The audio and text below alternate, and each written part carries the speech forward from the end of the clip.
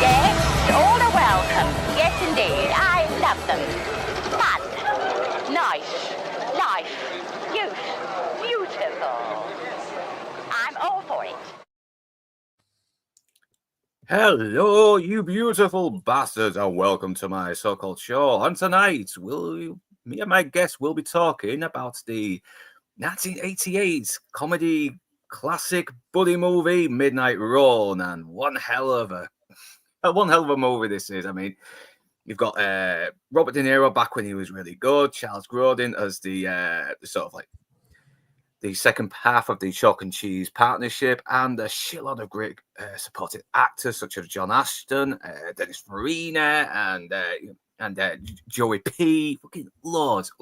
Just a fun little road movie with some good laughs, some good action. There's plenty of great dialogue as well with some great moments. It's well, let's not waste any more time. Let's get my guests on. And that is my regular, the Lord of Toxicity. Hey, how you doing, man? Hey, Tony Boy, Critter, and oh shit, there you go. Sorry about that, man. You brought in everyone except Toxic. Here's Toxic, but first everybody else, since Toxic was late.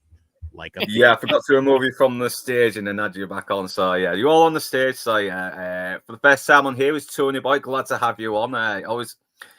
It was always good streaming with you on the Buffy, and it's good to have you on as a guest. And Krista Kingsford, always welcome, and Lord of Toxicity, always welcome all the time. Especially when we're talking about movies that do sort of like reflect on the business you do in your day-to-day life or stuff you have done in the past.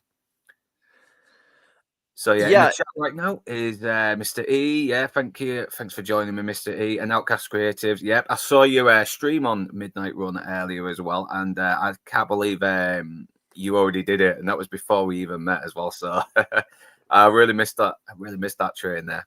Richard Percy, like good to see you on here as well. And Nix, hey, Nix, how you doing? And yeah, Horror with Naz, what's up, nerds? Yeah. I need to get you on, but fucking hell, I know you got the time scheduled as well, so I might try and get you on for Halloween one on one of my Saturday streams. Yeah, I'm joining Naz for a stream later tonight, and I've got to make sure I get some sleep between now and then because I've got work in the morning. Yeah, and Fandad Menace as well. Yeah, glad to have you on here, man. It's this is one hell of a film. I mean, this is one film that definitely didn't do was basically moderately successful, even though a lot of people were riding on it, but it seems to still be very well loved as well. It's a very good fun movie as well, with some great actors just giving it 110%. But it's also very smart as well. It's got a little bit of an exaggeration to make it more fun, but at the same time, there's this sort of gritty realism to it as well to make it believable. So. As usual, before I head into the stream, I asked my guests, when was the first time you came into knowledge of this film? So since I'm going up and down in order, I will get to you, Tony Boy. When was the first time you caught this movie or came into knowledge of it? I came to knowledge of it was a couple of weeks ago when you asked me if I wanted to come on the stream. The first time I watched it was today. Oh, wow. Yes. Jeez. Literally, I caught the first half I caught like most of the movie this morning before I went to work, and then I came back, had my tea, watched the last half an hour, and now we're here. The timeline has been caught up.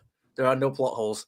Nice. Yeah, I'm glad to have someone on who's watching this for the first time as well, because I think it was 20 years ago when I first watched this. It was on like TV, so and it was obviously going through my De Niro, Pacino phase at the time, you know, Goodfellas and Scarface and all that, and it was and it was something very different as well, but it still kind of felt like a very good film with a lot of substance as well, just as much substance as Scarface and Goodfellas and Casino and that. So Critter Kingsford, first time you saw this, came into knowledge of this, whatever. Well, being very old, I saw it in the theater when it first came out. Lucky-o. Yep. I wonder, Yep. what was the reaction like, Lord, back with this movie? I mean, Memory serves, which it doesn't. I remember being like well received, and I amongst my friends that saw it, we loved it a lot. We were also a bunch of us back then. Yaphet Kotto, thanks to Alien, big freaking fan of Yaphet Kotto. I was a big De Niro fan. I to this day, this is the only Charles Grodin performance that I like. I can't think of, you got Beethoven and what was that weird flick with for God's sakes. I know he was in King Kong. He was like the villain in King Kong. Oh, yeah. Oh, God, that's right. The 70s. Dennis Farina, big fan of him, too, because of that retro TV show. I should really do more research. Crime Story, wasn't it? Is it Crime Thank Story? you. Crime Story. Yeah. Should I go out and get some donuts? I'm going to get some donuts. Let me go get some donuts. Yeah. Yeah, that actor's been in nearly everything. I spotted him in Serpico, The Untouchables, everything. He seems to be a very recognizable character actor who we Young don't Guns know. 2. He was in Young Guns 2 as well. Yeah. So, and a lot of the faces, like again, I had this on VHS again when it first came out. I picked one of the few that I bought. But yeah, a lot of the faces, John Ashton, half the goons, Pantaleona, and they're all, again, I've said this before on other streams, like what I love about older films is that, or even TV shows, when you look at the cast and like guest stars in episodes, like, holy crap, look at all these now famous folks. So this one's got a ton of really fantastic actors, and it shows. Yeah, really good actors who really suit the roles and really play the roles to their strengths as well. So, yeah, Lord of Toxicity. When's the first time you saw this film, came into knowledge of it? You've probably mentioned it before on Outcast already, but probably for our newer viewers who haven't watched the Outcast yet, why are you not watching the Outcast? Watch the Outcast. Yeah, definitely subscribe to the Outcast Creative because it's good stuff. Especially if you want to see more of myself and Northern English Bastard. But yeah, this is one of those bring home the blockbuster movie on a Friday night type situation. The usual mom's going out of town for the weekend, leaving the kids at home, and get a couple blockbuster films, new releases, Nintendo game like that. So that's basically what was going on. And I watched it, and it's that thing where you had it for 3 days, so I probably watched it like 4 or 5 times throughout the weekend. And then when it came on cable the year later, in 89, even more so, and rediscovered it when it was re-released on cable. It's one of those cable HBO Showtime mainstays that was just on cable all the time. So I'm sure I videotaped it and kept it in my collection, and it's just one of those ones I've come back to a bunch of times. It's probably like in my top 5 of De Niro performances, and like right under Heat. So that says a lot about this film. I love Charles Grodin in this. I love everybody in this. It's a real bombastic throwback to the 80s because a lot of this stuff only happens because of the 80s. Like, it couldn't happen today. Like, I pray to God someone thinks to reboot this or some shit like that. But yeah, I know. No, what's going to happen is that, like, hopefully this stream can get popular enough that, like, they think, oh my goodness, Midnight Run, that's another movie we haven't remade. That's what's going to happen. Yeah, and it won't be as smart as well, because every time something goes wrong, it makes sense as well, because you see the set off before it, don't you? You see, like, everything leads to something wrong happening. Yeah, it's someone is not to be trusted and is giving away information, or the place is being tapped, or they've got someone stalking them. It all makes sense. While if they remade this, everyone would be showing up, everything would be going wrong without any context whatsoever. Yeah, it would just be contrivance for the sake of the next action scene. Yeah. I remember thinking that when I was watching this, that it was pretty. I think it was about like an hour in, maybe about 40 minutes, about halfway through. Anyway, that I can't remember where the characters were at the time, but I was sat there thinking, I was like, this. I was like, it seems like they're almost home. Like I can't see how. Like it seems like it'd be almost over, and then I checked the time code and it said an hour left. And I was like, what could possibly? How could it take them? How could it take them that long to? How is there an hour left of the movie? They're almost home. I'd be lying if I didn't say that I stole some of the plot from this for my book, because it's just like you want them to get from point A to point B and do this thing, and in this situation, Charles Grodin's character, the Duke, he's the MacGuffin. He's the thing driving the plot, and you have all these different entities. You got the feds, the mob, Mardukas, all trying to like steal him away from Jack, and Jack's got to get him to the court, or at least to the station by a certain time or whatever. So yep, by midnight. I wanted to say, in terms of all these different working pieces moving forward within the script, and maybe this is the wrong terminology. There's a concept, I think it's called Chekhov's gun. You show the gun, you got to use the gun. And and maybe I'm wrong on you, but I'm saying like all these characters are saying things, and it all keeps linking over and over, whether it's the sunglasses or the files or the photo in the bathroom with the towel of the hotel. So I just kind of feel like every character, as these scenes are taking place and moving forward, you're getting little bits of information. You're not getting hit over the head with it. It all plays out in the end. Yeah. You know why this film wouldn't work as a reboot today? Because all of the people in this, despite their faults, despite whatever stereotypes you might assign to them, whether it be the little redneck lady working at the Greyhound station, or this low rent bounty hunter, or whether the feds, everybody's a little bit more clever than they appear to be. Even down to the two mob thugs, they're even slightly more clever than they actually appear to be. And I like that. Marvin, especially the older one as well, because he notices the towel in the hotel room, doesn't he? While does this movie? I've just realized, does this movie technically count as a fairy tale because of how everything has to be done by midnight? Does that technically make this movie a fairy tale movie? In a way, I think, yeah. I mean, he does kind of get a nice little reward at the end, doesn't he? So gets, live his life. Cinderella had a glass slippers and horses and a carriage. De Niro has nothing but a wad of cash in his pocket, so he kind of doesn't have anything else. 300 grand, to be fair. All right. I know, he's not hiding from it as well. He's actually hinting, I've got money. He even says a couple of times, don't worry, I got money. It's like, you got money for the bus that I can't get a free trip on because they found out the badge is stolen. It's like, I got loads. And you don't think that much of it. It's done in a very throwaway kind of. I guess I know you had money, but I didn't know you had money. I know. So he wasn't lying either. He was telling the truth. He had money. He was just being very vague about it. Yeah, I mean, it's so good, the chemistry between these two as well. I mean, they're very chalk and cheese, but you do sort of see they do have something in common as well. They do have a hatred for Serrano. Serrano is has kind of infected their lives. He's kind of ruined any chance of them for having a very honest life. I mean, De Niro was an honest cop, but he's kind of grown cynical because he's had to deal with these scumbags by himself, and after getting run out of Chicago by his whole department. So he's become very more paranoid and mistrustful. But you also see the parallels between him and Marvin.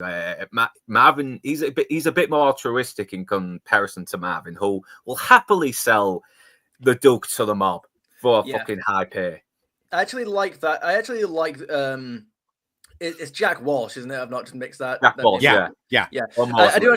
I do actually like this take on his archetype, in that, in a lot of movies, you've got the cynical cop who's like an asshole to everyone, and he's done something bad in his past, and he's been abandoned by all of his friends and all this kind of stuff. I do actually like this take on his character, that the reason why he's dead cynical is because he is actually altruistic, and he's just gotten fucked over by a big criminal. Like he was the only cop on the force in, was it Chicago, wasn't it? He was the only cop on the force who turned down a payout from Serrano. He was the only one to turn down the payoff. He was the only not corrupt cop, and then he was given 3 options. He was they mysteriously found 7 pounds of coke in his house, and he either left town, took the payout, or spent 30 years in jail. And he was like, right, I'm leaving town then. So he is actually a principled altruistic character. The cynicism is just him not trusting people that have the power to fuck him over.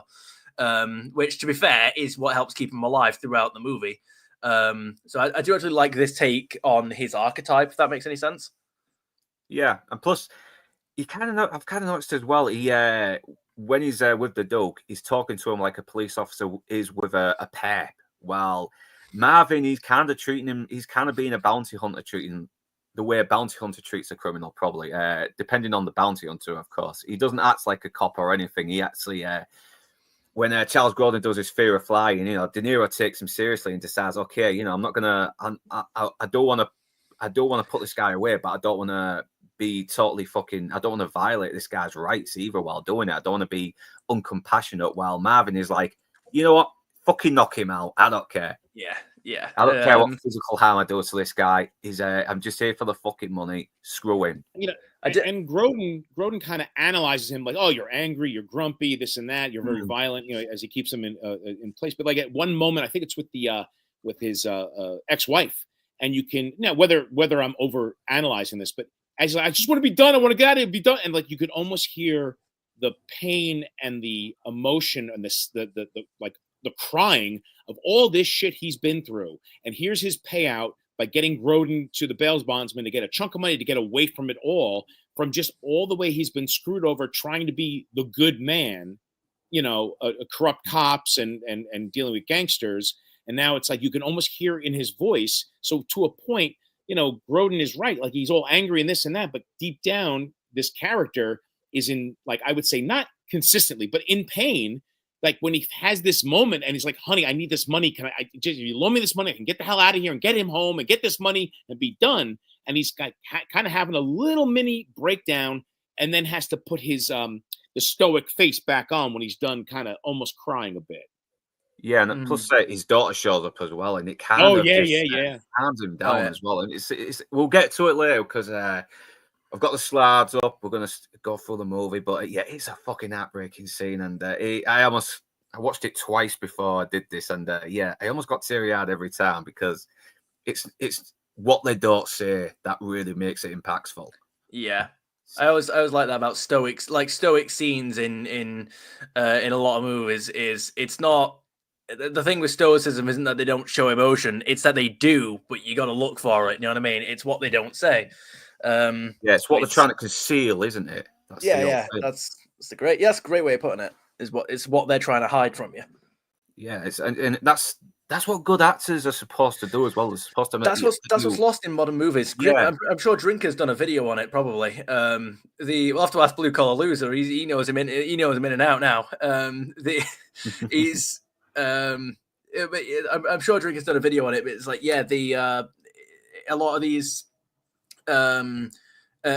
roles in movies now, a lot of the character work is all just saying what the characters are supposed to think. There is no reliance on an actor commanding the role. You know what I mean? Right. Anyway, I'll stop commanding the stream. No, because you do lead a good point, because right now this beginning shows exactly is a great way to introduce these characters without saying a thing. I mean, the way he picks this lock, it shows he's very kind of the guy who likes to keep the quiet approach as well. He wants to catch his feelings unaware. He likes to avoid as much trouble as he can, any disasters. And De Niro actually did take some real lock-picking lessons as well. And I think some censors were very worried about this scene, that people would imitate it. I was wondering how real when I watched this. I'm wondering how realistic this is. It's realistic. It's realistic. All right. Yeah. Did you do it with locks today though? Because they've used like modern technology, even on the old sort of like old school locks where you just put the key in and turn. I don't think that counts as lock picking. Just putting a key in and turning. I think that's just unlocking it. No, I mean, because I'm talking about you know, because they've probably have developed like new mechanics in door locks as well. So I don't know if Not this really. mechanism Not would really. still You'd be go. surprised. People spend a fortune on ring cameras, motion sensors, floodlights, motion trackers. but not the lock. But then they have this like standard ass cheap door. Yeah, So. and it's a good thing he dropped that lockpick as well, because that guy would have blown his head clean off.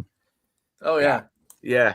But obviously the Pep's getting away. He's got to chase him down, and you got that music by Danny Elfman, which I did not know for a long time because it sounds very unlike the Danny Elfman we know. But this is obviously 1980s Danny Elfman, back when he was still a pop star who was just starting to do movie soundtracks.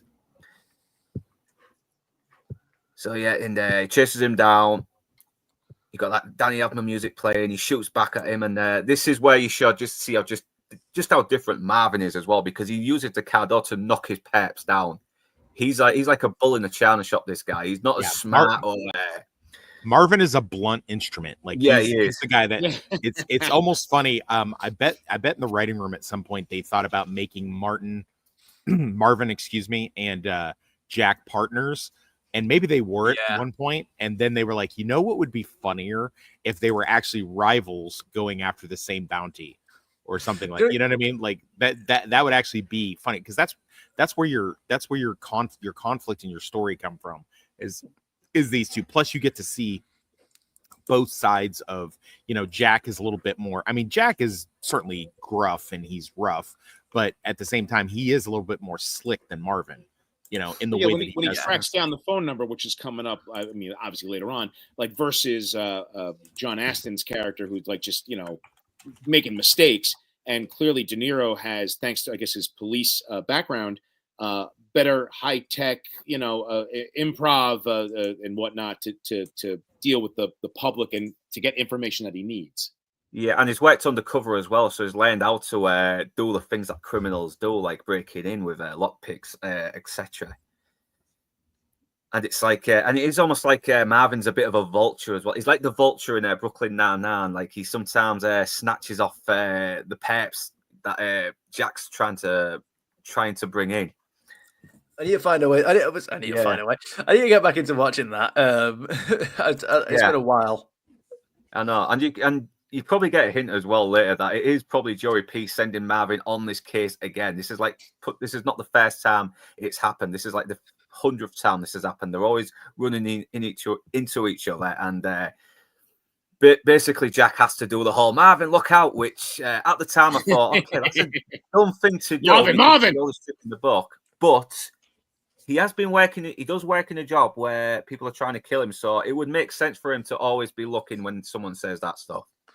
Yeah, but I mean, it's like, how many times has he already fallen for this? And this is just the first time we're seeing it. I mean, do you know what? We'll get there near the end of the movie. I think it makes sense as well, because he's in a job where people could sneak up on him and kill him. So okay, that's you know, I bar that he would always fall for it anyway. Yeah, all right. But do you know what we were talking about? These two potentially being like buddy cops. It kind of reminds me. I don't know if anyone remembers what he looked like, but in Batman Begins, Jim Gordon's like corrupt partner cop. He kind of looks like him. Does anyone remember him? Yeah, the encounter is when Scarecrow's gas goes off and he sees the like crazy perp or something. He puts him against the hood of the car, and then some guy goes, "I see harassment." And he goes, "How would you like to see some excessive force?" Yeah, I can see Marvin being that kind of cop if he was one, but who knows? I doubt it. I doubt he ever was. Who knows? Yeah. But obviously, he knocks Marvin out, gets the pep, and the music itself lets you know, okay, this is going to be a fun movie. This is not going to be grim. This is not going to be depressing. You're going to have fun with this movie. It's you are going to have fun whether you want to or not. And you do. It's a fucking fun movie as well. He just takes this guy in, and the guy's like, "Hey, did he give you any trouble?" He's like, "Did you give me any trouble?" No, fuck you. I think that's a no. Wait, isn't that what he says? I think that's a no. He says something like that. So it shows as well that he's a little bit sarcastic. He has this sort of dry sense of humor to sort of help him get through this job that he hates. And look at that. That is a guy who's been doing this job for way too long. I mean, that's why he's tired.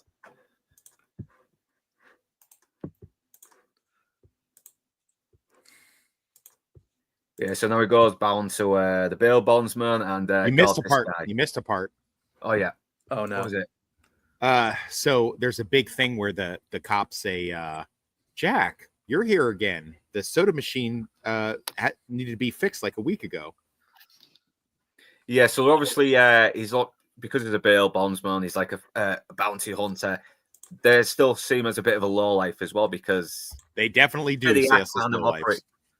Yeah, because they're still operating on both sides of the law. Bounty hunters can easily be corrupted, so because they are exactly a fully authorized officer, are they? No, I what- don't Not really at know. all. Not at all. yeah. I mean, aren't they basically? But they're not. What's the difference between them and vigilantes? We get paid. Right. Okay. Wait, the vigilante gets paid. Toxic? Aren't you a vigilante? I'm definitely not a vigilante. Okay, just check. You have to pay me. You have to pay me. yeah. Because it's like, where does like a private detective or investigator, whatever you want to call them, like, Yeah. where do they fall in that? It's along the same lines. It's along the same lines. Right. Okay. Like, is that, my lord? Is that legal? Of course. Okay. Well, I mean, You still get licenses, don't you, to be a private detective? I mean, you can do, but I mean, the thing with licenses, like anything else, it's like, you don't really need a driver's license unless you get pulled over. You don't need a food handler's license unless like the health inspector shows up. So it's like anything else. I mean, you do something for pay. I mean, getting a license is just like, I mean, Well, it's kind of like casino as well. You don't need a license to run a casino. Right, Just change your right. title to food beverage manager and some other bullshit. And Right, you know, right.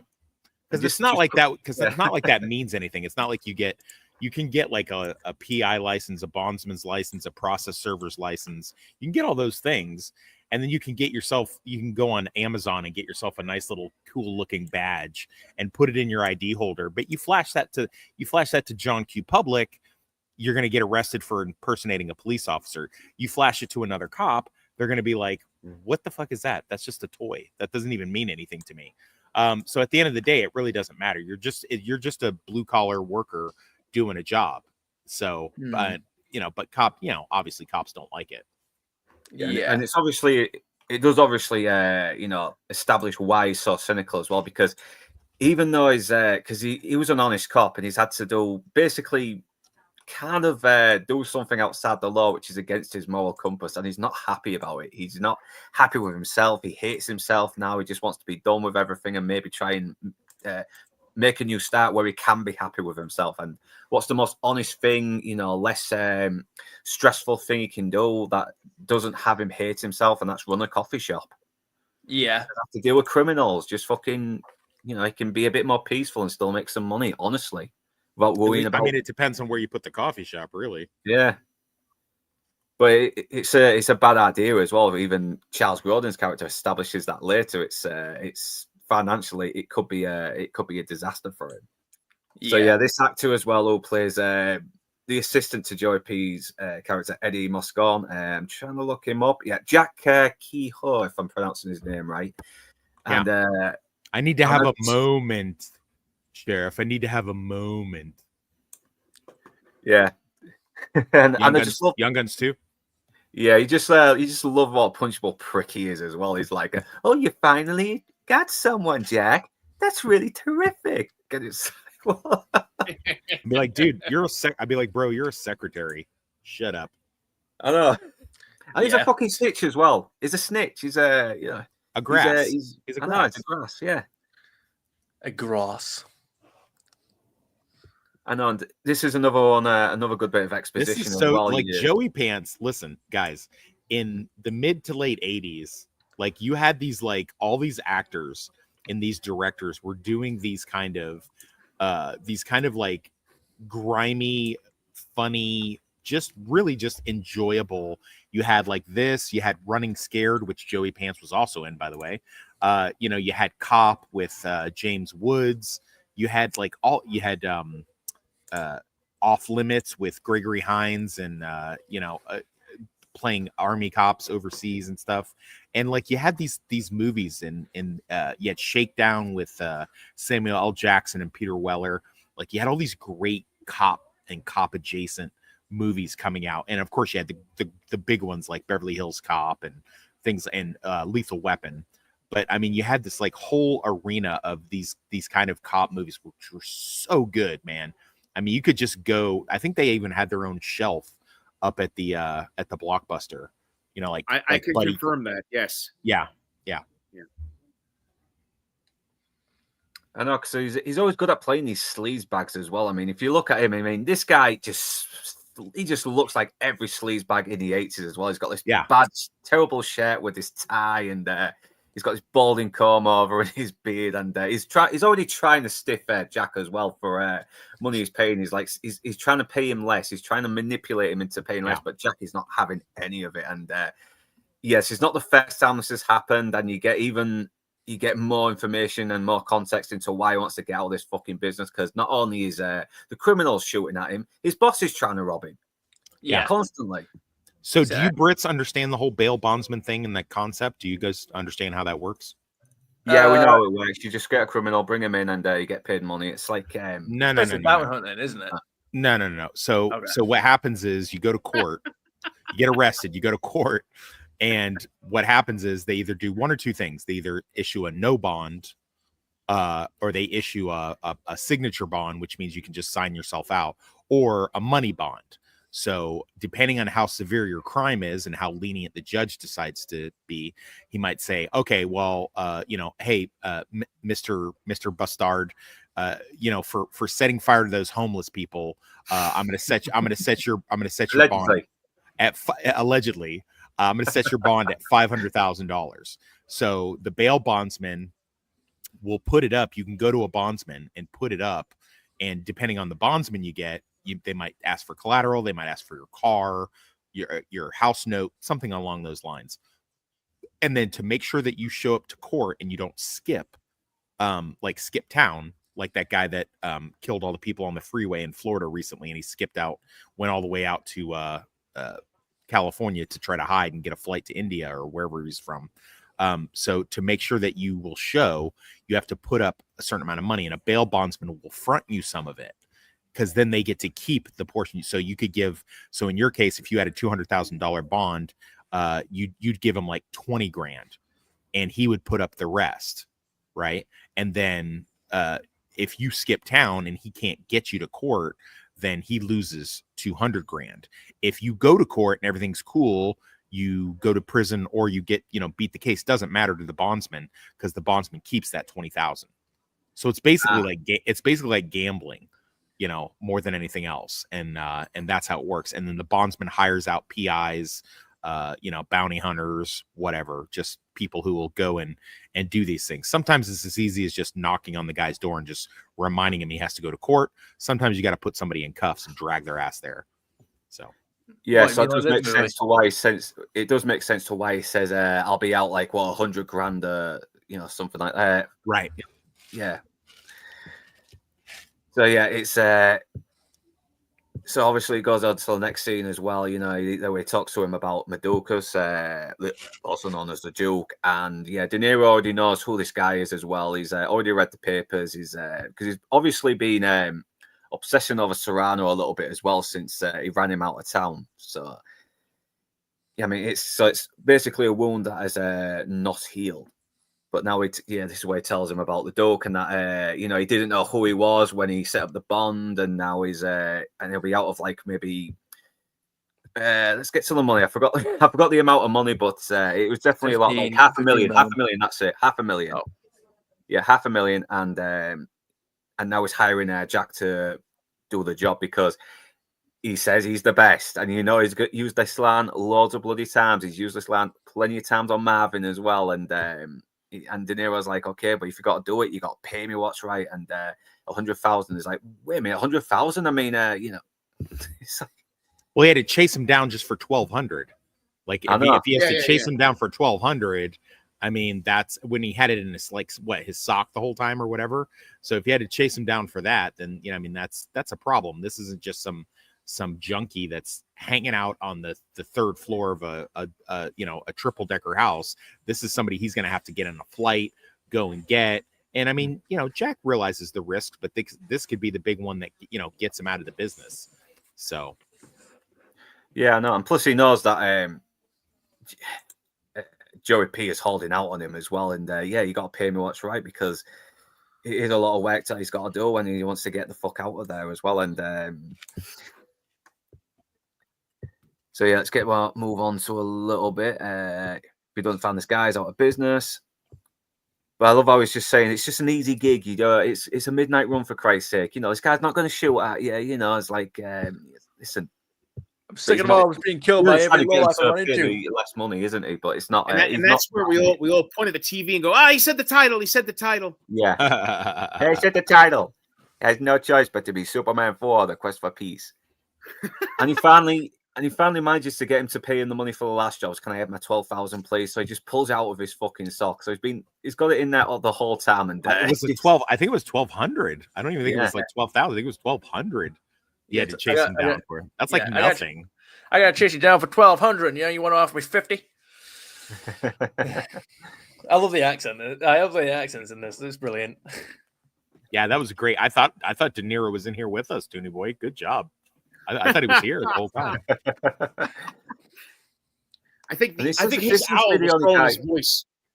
Yeah, and I love the fact that this is probably the only guy who's actually a little bit friendly to Jack as well, despite the fact he's this So cops don't make very much money, despite what you think, especially cops that work desk jobs and stuff and are not out on the street doing SWAT things and shit like that. So this is very likely somebody he has a business arrangement. He's asked Jack to follow his wife around, make sure she's not cheating, or tell him if she is, or he owes Jack. Jack owes him money or something along them lines. He pays him. You're not getting this information just out of the goodness of their heart. So, that's usually how that works. Yeah, but either way, it helps him out anyway. And he finds out the number to the last number he called when he was arrested. So it looks like he's going to have to go to New York and, try and find him there. And this is where he gets stopped by Mosley, played by the great late Yaphet Kotto. And once again, we're getting more exposition on this guy as well. Legend. Yeah, and he's he's just a total stick in the mud. He's very serious federal guy, and that's it. He's really not got a sense of humor, but he is very determined and professional, and wants to. And he is actually very honest as well. He's a guy trying to do his job, and he actually is trying to do it honestly. Yeah, and it seems, yeah. Yeah, he does have a. No, hang on. I was gonna say it's definitely not him with a sense of humor. I was gonna say I was talking about the sunglasses gag, but the only thing he does is chuck it in the air, doesn't it? It's Robert De Niro who puts it up on the wheel. This is a cool thing to see De Niro do comedic stuff like this, because up to this point he's pretty much been the dramatic heavy in almost anything that he's been in. So watching him do something like that, I mean, even the movie he did called King of Comedy was still a very serious role. So up to this point, he's not really gotten a chance to flex his comedic chops. And again, I'm ashamed to say, and I appreciate the fact that Northern isn't outing me for this, because he's actually read my book. But I kind of modeled this scene with Jack with the feds the same as I modeled my main character Jimmy when he gets pulled up on by the feds. How he's just swarmed in the middle of them, but still making these little cheeky, sassy comments and teasing them and making light of the whole situation. I kind of just I had this scene in mind when I wrote my scene as well. I mean, obviously I didn't plagiarize it or nothing, but I just love the fact that you got this guy in the middle swarmed by these stick in the mud feds, and then they are he's just kind of taking the piss out of him the entire time. And once again, it's a very good character little moment as well, and it gives us information. It lets you know who this guy is as well, and what he's up against as well later in the movie. And but not too much information. They give not us so much information, just enough to keep you hooked. So he basically finds out they're on they're looking for Jonathan Mardukas as well, because he's very vital to nailing Serrano, because they've been trying to crack on him. They've been trying to nail him for years, and they're they might actually have the golden goose, I should say. And they really don't want Jack on it as well, because he's a bail bondsman as well. He's not an authorized police officer. He's it's a federal case. They want to do this right. They want to do this legally. Yeah. They were, it's all for the higher ups, it's all in the system and all that. I wonder if, by the way, is there a point in this scene where you can see Jack nick the ID, the badge? Not the ID, but yeah, federal officers don't carry ID. It's a badge, but anyway, is it like, because like we see in a minute, like, oh, he's nicked the badge off him. I wonder if we can actually see that happen anywhere, or if it's I was kind of looking for that as well with the slides. Let's go back a little bit if we can. It might. That might have been here. That might have been round about here as well, where he pickpocketed. He just kind of bump into him a little bit, doesn't he? Yeah. I don't know if that's. Yeah, it might just be a little bit one of those movie magic ones, but at the same time, I think they did kind of leave that frame, not leave the frame in there, but I do think they kind of they scripted that action so that you could look back and say, oh, that's him trying to do that. Because he's been undercover. He's learned how to be a thief as well. He probably was a thief in his younger days. Who knows? And he tried to be an honest copper, but of course we all know that didn't go down very well. Yeah, and he's obviously got a bit of history with this guy as well, because he's a cop and this guy's a Fed, and even worse now, he's a bail bondsman and he's up against a Fed.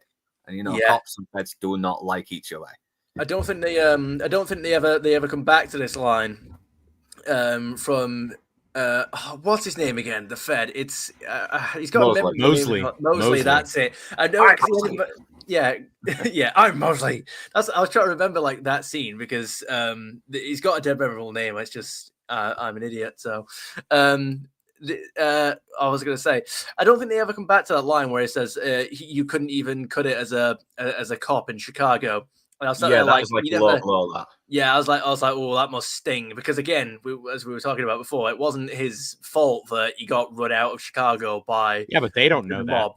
No, I know they don't know that, but I'm just saying it never got they never came back to it later in the movie. Like he never learned that about him.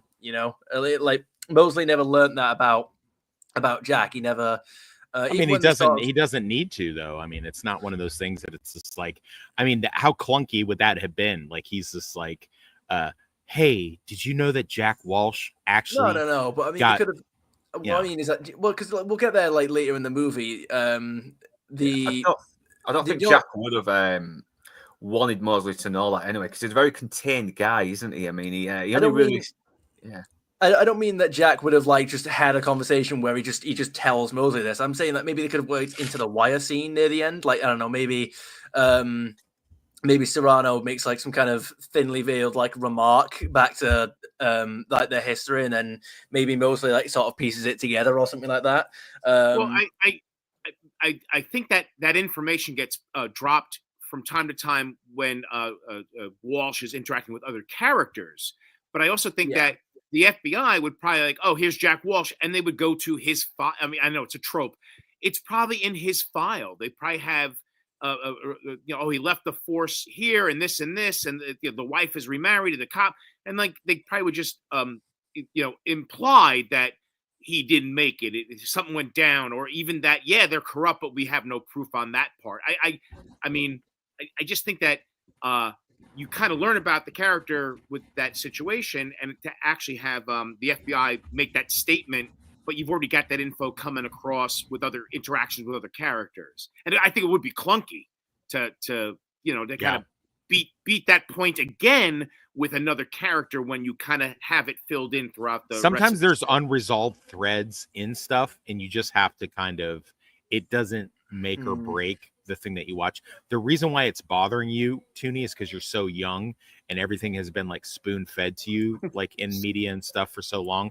You're not used to having an unresolved thing, so it's starting to mess with your ADD and all the other 7 different brain things all you Gen Zers have.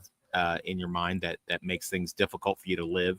Like you want that completion of it. You want that to be fixed. But guess what? In real life, sometimes things just aren't fixed. You know, my father-in-law will never know that I'm this really awesome guy. All he knows from me is that I pistol whipped some college kid in 2007 when I was still an MP, and he doesn't like me for that reason. So that took a very personal turn.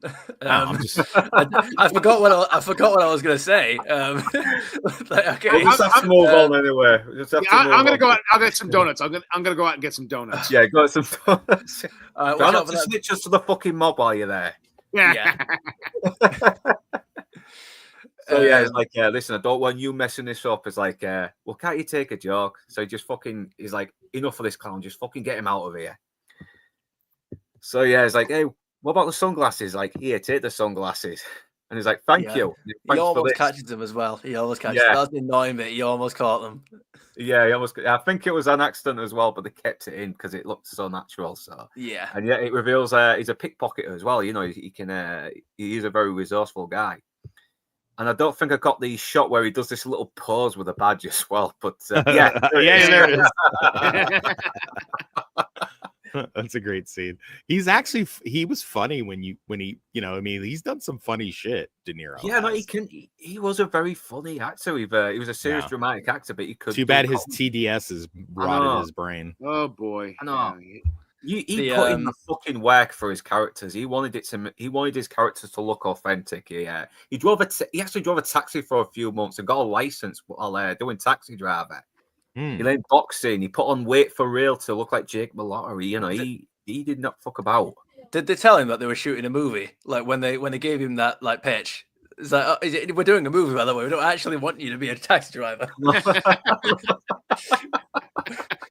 It's like, oh, I've vastly misunderstood that phone call. Yeah, Goodfellas. I mean, he actually rung up Henry Hill asking him loads of fucking weird questions about the real Jimmy Conway. You know, Jimmy Beck, his real name was. He would ask him, how would he hold his cigarette? You know, how would he drink his wine or something like that? And Henry Hill was like, this guy's a fucking maniac. But yeah, it's what made him so great though back in the day though. Just the pure dedication just to be convincing as his characters. Yeah, I love the fact that like in this scene when he's doctoring the badge, he does it all in front of a kid, and the kid can see him. He's like, the kid works out what he's doing. That's good. Yeah, no, that was funny. That was. I love his reaction as well, and it shows just how good at the job he is as well, despite the snarky remark from the secretary. You know, you see this guy, he's actually good at his job as well. He's calling up, he's getting all the addresses, everything he needs to try and track down this guy. And this is where we come down to the mobsters who are also looking for the Duke as well. And they have information as well, and we don't know who is giving them that information, but they already know that Jack Walsh is after the Duke. Of course, he plays it like he doesn't know anything, or I don't know what you're talking about, but yeah, we soon learn who is giving that information. And yeah, they even tried to bribe him again as well by offering him like a million for this as well. Yeah, that is. It was like turning down $1 million for. It's like that's when you know he's not corrupt. Yeah, but you're really not turning it down though. I thought about that as I was like heading over here, and I was kind of like I had it on my phone playing as I was driving out here, and he's really not, is he? Because it's like, how would you collect? How would you he had to get a contract with Joey Pants in order to get the $100,000. But how would you collect that $1 million from if you're not part of their crew? You know, I mean, think about what he himself did in Goodfellas. Instead, you know, he even guys that are made guys, he just went ahead and whacked them because, you know, why is he gonna pay him money that he owes him? You know, so I mean, there's no way he'd walk away with that $1 million. I mean, yeah, and I think he knows that as well. 2 days later, you know, he's whacked. There's no way. Yeah. Yeah, because it shows he's smart as well, but he's still got this hatred for Serrano as well. He's like, he still has that little bit of a moral compass where he doesn't want to have anything to do with the guy. But we do get a little bit. We do get a little. I love these. That's okay. I love these two goons. Yeah. They got to be my favorite mob goons in any movie I've ever seen anywhere. Like, they are so funny. every time they're on, it's like solid gold. Yeah, They are so good. They've got these two different personalities as well. They've got this loyalty to each other, but at the same time, you get one is a bit more professional and actually takes his job a bit more seriously, while the other guy is kind of just like the he's kind of working there, but at the same time, he's not showing as much. He's not taking the job as serious as he should, and he's not as smart. I want to say he's like the little brother. Like, oh, is he mad at me? Did he say anything? Do you think he's mad at me? Yeah, no, he is. He's kind of like a big kid in a way as well. Isn't I love when he's on the phone and he's like punching him when it's on the phone, like trying to play around. Meanwhile, Jimmy's like threatening them, like I'm gonna kill the both of you, and he's just like messing around and like. What are you doing that for? I'm talking he's to not him. taking the job seriously, is he? While the other guy is. He's like, listen, we're in serious trouble. Stop fucking about. It's like, okay, I'm just trying to have fun, you know. I will say this, like British crime thrillers get that right a lot more than American ones do. Americans like make them very one-dimensional. And like with this, like these guys are great. Like they're cunning when they need to be, they're diligent and scary when they need to be, and they're fucking funny when they need to be, you know. So I know there is a reality to it as well. 'Cause even when you've seen like interviews with real gangsters, you know when an actor is doing a good job because they actually do feel like real mobsters, and I've played that a lot as well in the other movies as well. They are kind of like typecast in a way as these in these roles, but these are good actors that fit that kind of mold, though. He's got the eyebrows for it, hasn't he? He's got the hairstyle and the shoulders fit the suit well. Do you know what I mean? And it's got the hair. It's got like good Italian hair, just sort of slicked back and everything. Yeah. And this time you get a lovely little tidbit as well, where he gives him the number, which definitely will not come into play later on at the end. But it's like little details like that come back. I always love that. Because you know these guys have the people writing this have been really working hard to make this very cohesive. Yeah, kind of reminds you of. I mean, you know, it was in the. It is in your intro, the Hot Fuzz intro. It's like, yep, Edgar Wright is very, very good with setup and payoff. It's like the little tiny details that you don't even think about them, like when you're watching them, and then you realize, like halfway through the movie, oh yeah, there's that joke twice. Yeah, no, it's also when you watch enough videos on filmmaking and script writing and that, and you kind of you start to notice it a bit more in these older movies, and it's like, you know what, this is why older movies are so much better. And when you see it in newer movies, it's kind of like one of the rare things that make you appreciate that newer movie. Yeah. So obviously he's calling the wife's number, you know, pretending to be Mosley as well. Well, we need you to come in about your husband, blah blah blah. You know, about some information we overlooked, and he's got this little machine as well, which can sort of like trace numbers as well, which is very clever, very old school, but still seems to be very effective. Yeah, so he runs back to the car and then gets the machine to work, and he actually manages to sort of like listen in on the phone calls as well. So it's also a way to confirm that the Duke is there. The Duke is actually there at that address. So now he knows he's actually located in. And then you get that real cool guitar twang going. Yeah, it feels very Western like. I love it. Yeah. It's very simple soundtrack as well. I do like it. And again, it's like, yeah, he's found the Duke with like a week to spare. It's brilliant. I know, and it seems like it's like, yeah, got him, easy job, and slam dunk. But the good thing about these comedies is it's never easy. Things are always going to fuck up. So once again, he's doing his much more stealthy sort of Splinter Cell Sam Fisher method by sneaking in and hoping he can get in without any force whatsoever, until this hairy little bastard pops out growling at him. And he's adorable. Look at him. Good doggy. Good doggy. Yeah, he should have just pulled out the sausages and ate them and ran like Homer Simpson did in that Halloween episode. Yeah. Yeah, and this is the late Charles Grodin as well. It was just so perfect in this role. I mean, he looks so mild-mannered. Everything. He's got his like nice little cozy sweaters on, his smart little slacks, everything. He's just so pristine. And then this is where the family come into contact with each other now. He's like, get this fucking dog over, I'll shoot him. So yeah. Shoot him through the glass. I'll shoot him through Yeah. the glass. And yeah, he tells the wife to do it as well, which is very smart. He doesn't tell the Duke to do it either. He's like, get the wife because I need your husband. Yeah. Yeah, so now he thinks the feds have got him now and he's been caught. And yeah, it's kind of ramped up the fear a little bit as well because... And this is where he realizes, no, this is not the feds. Why are you taking me to the airport? Yeah. Yeah. You don't look like an FBI agent to me. And he says, why don't you take me to the FBI office in this place? It's like, well. Yeah, this is good dialogue as well. Good dialogue. And already they're kind of getting up on the wrong foot with each other as well. Just by this little exchange. Yeah. Yeah, but he's still wondering who this guy is as well. Is he a mobster that's taking me out to get whacked? Is he, who is this guy? Then he lets him know, oh, yeah, I'm the bail's bondsman. I'm going to take you to LA. It's like, well, I could always pay you more money for whatever they're offering. It's like, listen, I've never taken a payoff in my life. I'm not going to start with you, so shut the fuck up. And only for 2 minutes, not already, I don't like it. And he's like, gee, that's too bad. I really like you. And I don't even know if that was sarcasm. I don't even know. He's great. He's got such good dry wit with him. He is as well. He's so mild-mannered as well because I think he played a lot of villains in the past before he did this. But apparently, if you watch his interviews, he's very kind of like this character, just a very. I think so. I think that's why they picked him because he gets to just play himself in the film. So I mean, I've seen him in lots of stuff too, but this is 100% my favorite thing that I've seen him in. Yeah, I even like his little cameo in I Married an Axe Murderer. He's just got this sort of like miserable sarcasm to him as well. There's like, no, it's my favorite noise in the whole world.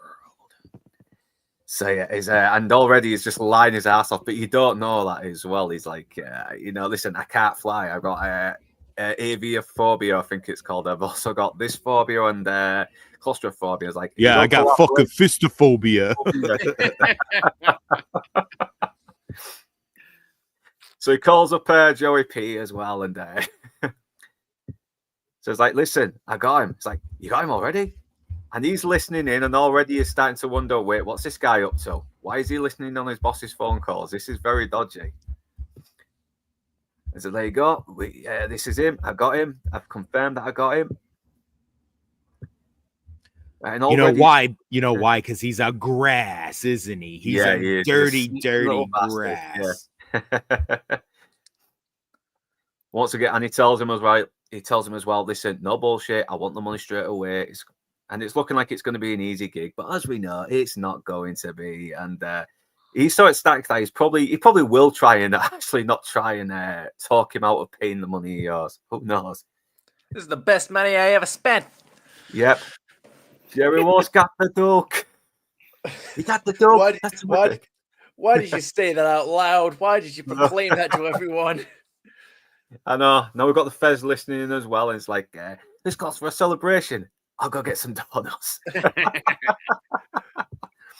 So already the plot is starting to sort of evolve a little bit more. Now it's starting to kick into gear because now you've got the FBI knowing about the Duke and they're about to make their move as well. So it's picking up a pace as well. It's really sort of ramping things up. And it wastes no time as well. It gets straight to the point, which most good movies need to bloody do. And we're already getting new twists as well. Like the secretary is a fucking snitch for the mob. He's ringing up Jerry already to because he knows he's going to get a good fucking payout if he doesn't get whacked. I like the little detail of him, like gently cradling the phone back into its carriage as if he's sort of ashamed of what he did, and then checking to see if his coin got released so he could grab it. Yeah, no, it's like he's look on his face when he takes it out as well. Little that's moments something that we all did back in the days. Like when you use the payphone, you see if you get to date myself even further. See if you got your dime back. Your dime? Oh, what the dime? Hell? Yeah, dime. Way back when, a dime and a payphone. We're talking early 70s. Back in my day, I could drive the trolley for a nickel. No, you got a sandwich and a blowjob. The old days before overinflation, hyperinflation. And this is where we meet Serrano, played by another late great legend, Dennis Farina. Dennis Farina. What a fucking legend, bro. He was, man. I mean, the guy was a former cop as well, so he's been involved in fucking crime and everything on the opposite side to this character, obviously. But and he's such a good character actor as well. He does bring a lot of realism to the role. So we'll go through a few chats as well. Yeah, Rachel Pierce, I love this movie. Charles Grodin was brilliant. Yes, he was one of my favourites of the year 1988, the year I was born, by the way. One of the few films, Toxic, one of the few films I actually enjoyed watching with my father. We saw it on the small screen in 1989 when it made its way to HBO. I'm glad our neighbours have got on cable. Oh, cable, remember that? Low tardiness. Oh, yeah, because you got a bit late, weren't you? But thankfully just in time. Did I miss anything? I fell asleep waiting. we need sarcasm font. Yes, we do. Hail. Yeah, Nix. Yeah, what's up, nerd? Yeah, hello, Nadia. No, I'm a geek. Smart and obsessed, but not socially awkward. Yeah. We'll try to get you on again, Mr. E. I think I'll try and get you on for Chopper if you want to come on. So, yeah, to the chat. Yes. Yeah, Horror Winad. Give me at least a week heads up and I'll block off time from work. I will, if you're okay, if you can afford to, I'll be glad to have you on. I really would. Yeah, Fandad Minnesota. Yeah. Good to have you on all the time. Yeah, Midnight Run at 9 p.m. Aren't we early a bit? Well, it's Midnight Run somewhere else. So yeah, Critter is not old. He's experienced. I like him in Dave, even if it's a small part. Oh, Dave, which one is that? Which one's that? I know it's the Kevin Kline movie, but I'm trying to think which actor now. So he was Dave's friend that helped him fix the budget. I need to rewatch that again. It's been a fucking while. Yeah, the timeline is consistent, not rushed. Granted, love the mountain terrains and that prairie town of Amarillo. Yeah, there is something about these locations in this movie as well, and they do bring a lot of character to the different locations every time you see them. They become like little mini characters themselves with every place they travel to. And I think they do capture a lot of the characters of those towns as well in that town. So I think that's why it's such a great road movie as well as a crime buddy comedy. So. Okay, let's move a bit more. Yeah, the stream live with both NABs and Lord of Toxicity's channel. Make sure to like them both. Who is Chekhov and does he have a permit for wielding a gun in this narrative principle? Let's hope, because he sounds like a dangerous motherfucker. So yeah, look at me hop along. I can't read that. Sorry about that. Yeah, Bruce McFadden. Yeah. Cat Stage just dropping for like, okay, thanks. It's very appreciated. If you do end up coming back on, you're always welcome, man. Jack Walsh, can I ask you something? These sunglasses, they're really nice. Are they government issue, or do you guys go to the same store together? Another one of those great lines. This is so full of great one-liners, and the dialogue is so brilliant. So yeah, when the Stoic Command breaks, it's way more impactful. I cannot agree more. There's something about a Stoic Man just not blubbering like a fucking woman. It's that makes it more emotional. Isn't there a license involved too? Well, a vigilante doesn't. Yeah, I think we've already established that anyway. So yeah. I mean, my modern example of that whole Stoic man breaking thing would be John Wick. You know, I'm sure we all know the scenes. Like the phone call scene with Vigo near the beginning. He just doesn't say a word, and then later on in the movie, that's when he finally starts speaking for once. Yeah, agreed. So yeah, Mr. E, you need law enforcement present for a citizen arrest, and it's also on a state-by-state basis. So 2025 need to be more specific. Female breast investigator. Yeah, for the FBI. So Shakedown, I haven't watched that in forever. Yeah, I'll try and check that as well, because I'm always up for watching like movies I've not seen before or heard of. Don't forget ROR.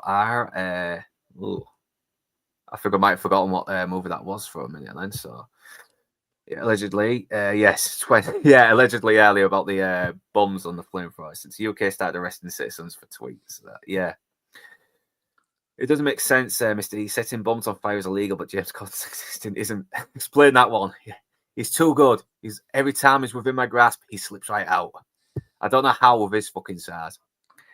$1,200, 1988 is like 35 grand today. 100k is like 300k today. Jesus Christ. Yeah, so he's not. He's only a little shy off $1 million near the end, then, isn't he? I know. Twitter flagged me today as a man, so my country is joining the UK's age verification.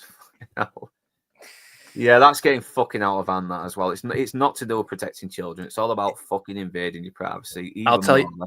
I'll tell you now, it is not out of hand. It is exactly in hand. It's just the wrong hands.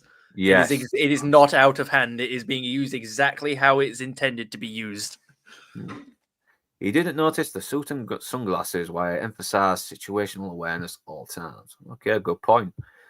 Tony boy, stop being an idiot. That's my job. Hey, you know what? We're all getting paid.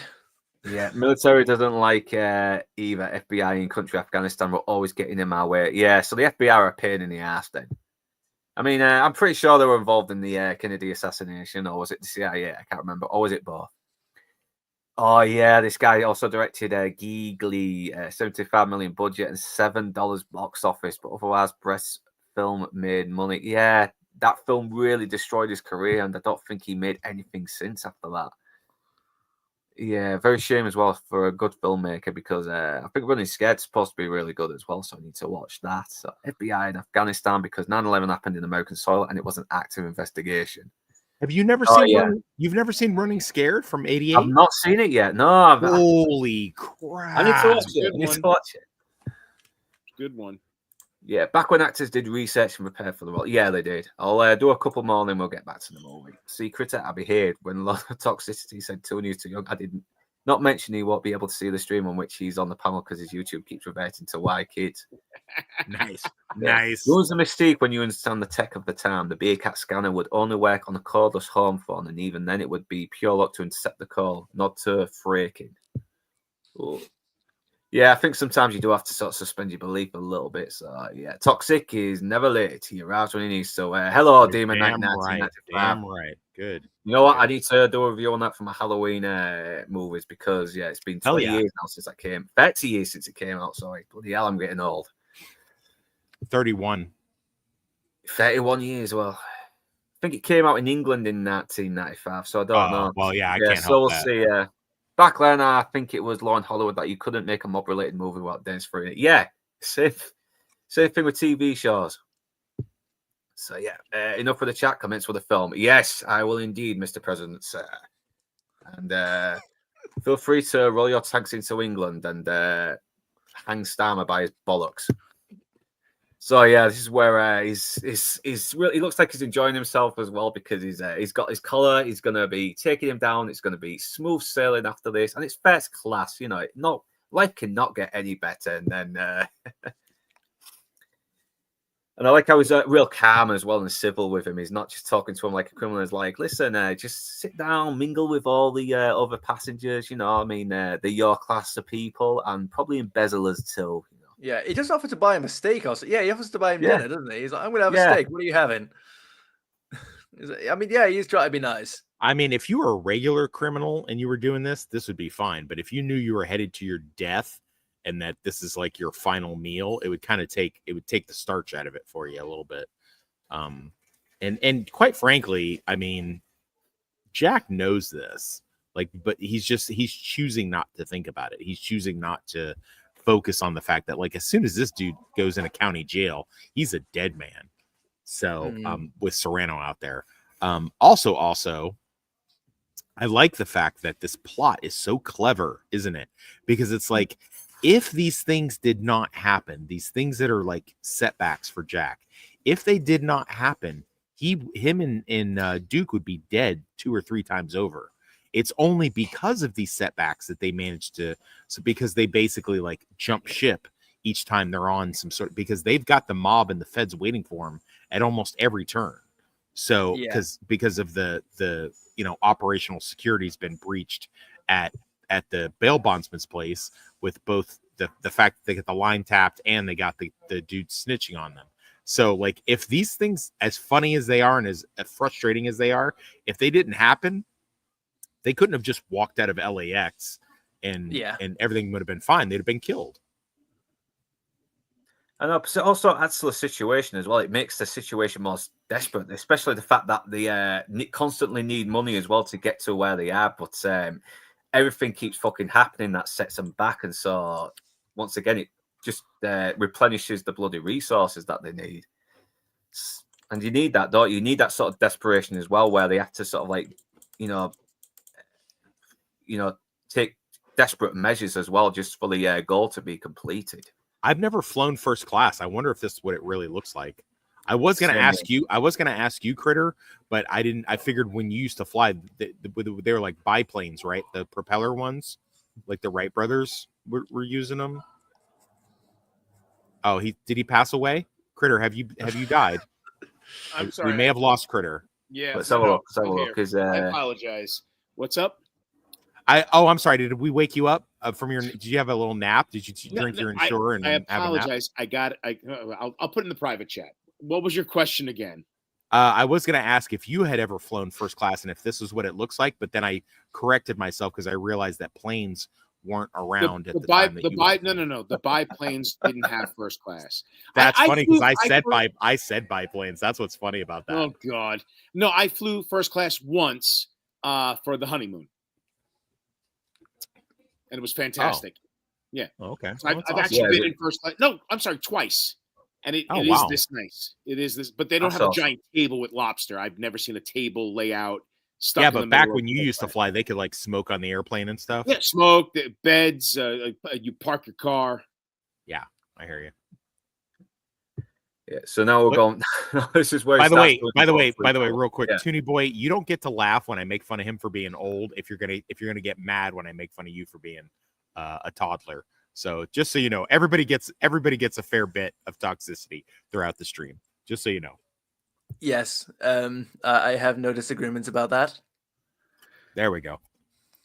I'm glad we settled. So this is the scene where he starts to freak out as well. He's like, these things go down. These things go down. I can't.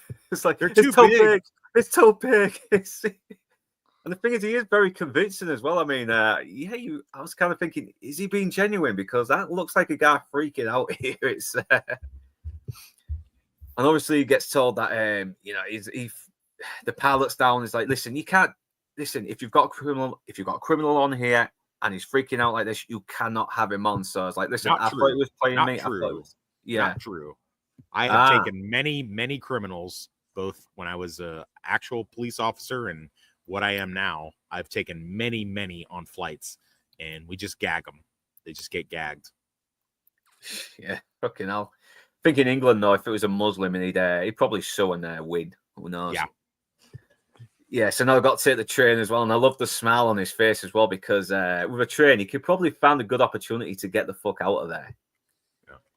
Yeah, you're always this angry. Listen, I'm in a good fucking mood right now. You wait till you fuck with me again, you're going to see how angry I am. And I love how he's just like, he thinks it's going to be a nice, comfortable trip, right? Up until he just locks him in the bathroom. It's like, this is your room and this is my room. Good night. He shuts the door on him. And of course, the FBI are too late because Jack's fucked off on the train now with the dog. And he's like, are all you guys called Mosley? We just had one with this guy earlier. And he's like, wait a minute. I'm Mosley. Yeah. He left with an agent Mosley. He's like, that must mean Walsh has your identification. So he's kind of like the FBI agent who was a little bit fucking simple. Though. This character's name is Tuttle. And what I found funny, I think like twice more he kind of opens his mouth in the film. Says like really obvious. Yeah. Like, shut up. Shut up, Tuttle. No. And he plays it so funny as well, Yaphet Kotto. Oh, and apparently he did not have a good time on this as well because what? Yeah, Martin Brest was apparently always doing like multiple takes with his character, and he found the job to be a little bit tedious. I mean, he even commented saying that there was times when Martin Brest wouldn't eat, and nearly every time they went to do a shoot for a scene, he would appear thinner, like he was almost a ghost of himself. So I don't know. So yeah, so there was a few things that wasn't always going well with the shoot, but De Niro and Grodin, I mean, they instantly got on like a house on fire when they were auditioning. I think that was the reason why Charles Grodin got the role, because when he did the audition with De Niro, they instantly had chemistry. Yeah. Yeah. So now Serrano has got on the news as well. He's like, hey, is this more on number one? Put me on more on number two. Yeah, I love that. That's such an 80s joke. I love it. Yeah, no, and obviously, yeah. So he's more on number 2, which I like, and he's more on number 1, which means no, he's more on number 1 and number 2, which means he's less dumb than the other guy. So it's like, I thought you told me this guy was going to be on the plane, and he's like, well, that's the information we'll get. Is this? I want this guy taken out, and I want taken out fast. Get more personally involved in your work, or I'm going to stab you through the heart with a fucking pencil. I love his threats. His threats are so good. Some of these threats also remind me of when he appeared in Snatched. Yeah. The same very violent, talking to his Maury, co-workers. Sit your ass down, you big bold fuck. Yeah. And this is very calm when he threatens them as well. There's aggression, but at the same time, he's not shouting or screaming, and he's saying it very calmly, but very fair. I don't think he has to, because I mean he's got the accent. That is the shout. He's Dennis Farina. He's Dennis Farina. Yeah. Yeah. Oh, you must be. Yeah. Go ahead. I just love how this guy's like, well, you made it me, is he? Because it shows the scared of him as well, but it's very funny. It adds a bit of levity also, because they can get fucking knocked off from Serrano as well just by fucking. Oh, for sure. Yeah, for sure. I know. And obviously, it starts playing the claustrophobia thing, and he's like, listen, you can't do this to me. There's not air, I'm claustrophobic. And it's like, obviously, he's pissed off as well because a simple job on a flight has just kind of taken another turn and made his job more complicated. So it's like, and he is trying to sort of like be a bit more heartless and not fall for it. But I think in the end, a bit of compassion still comes out, and he does let him out, doesn't he? Because he's not really a bad guy. He's a cynical. Yeah, he's miserable, but he is still a good human being deep down. So of course he's gonna actually fall for let him play on his good nature here. Yeah, so this is where we start getting a bit more of the Charles Grodin annoying Robert De Niro thing that pretty much happens apparently more throughout the movie, which is fun. It's really fun, and this is where he lets him know that he's working out all of his finances as well for when he gets his coffee shop ready, blah blah blah, and you get this really good exchange as well. Like, well, I'm an accountant, I can help you. It's like, well, after I turn you in and collect my money, I'm going to open a nice coffee shop. It's like, well, as an accountant, I'd hardly advise against it, because half the time these restaurants close down within the first 6 months. It's like, yeah, but you're not my accountant. It's like, yeah, but I'm saying if I were your accountant. But if I was. It's his continuous soft insistence. If I was, like, Jesus Christ, shut up. It's the way, like after it ends, it's the way he mutters it as well. It's like, well, if I was, yeah, I got your point. Yeah, but once again, he is trying to bribe him as well. He is trying to bribe him as well and play an angle on him as trying to, because he's still looking for a way to get the fuck out of here, isn't he? He's working any angle he can. Like, can I corrupt this guy? Can I bribe him? Or am I going to have to try and outwit this guy and escape? So he's obviously trying to figure him out a little bit as well. And he knows now that he's never took a payoff in his life. And why not? Because you're a fucking criminal and you deserve to go where you're going, and I'm going to take you there. And if you don't show up, I'm going to bust your head open. I'm going to stick your head in the fucking toilet bowl. I'm going to flush and make it stay there. I love how later in the movie, after like he's about to do something, I think it was the thing with the money, where Grodin's just, he had heard so many threats from Jack at this point. He cuts him off. It's like, yeah, I know you're gonna hit me over the head and do a thing.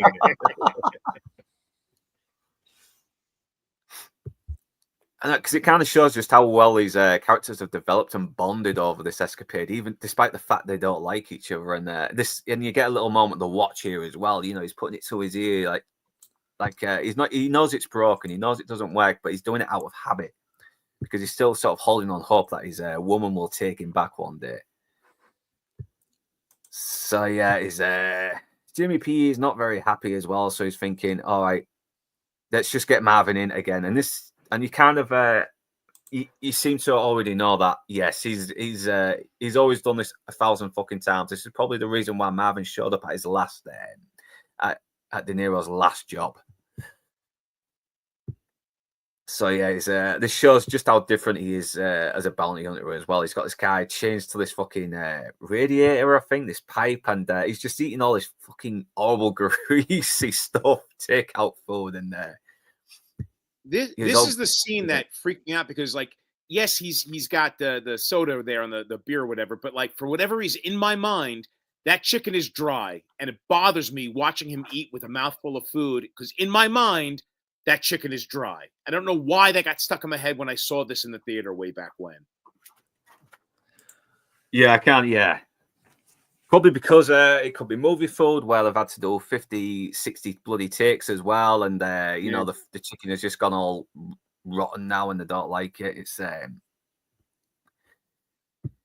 But yeah, he gets the call from Joey P, and listen, I got a job for you. I mean, we had Jack do it, but he's fucking it up. So I decided, you know, I'm going to get you on the job because you're the best there is, and we're going to pay you the same amount we offered you. And he offers him a lower.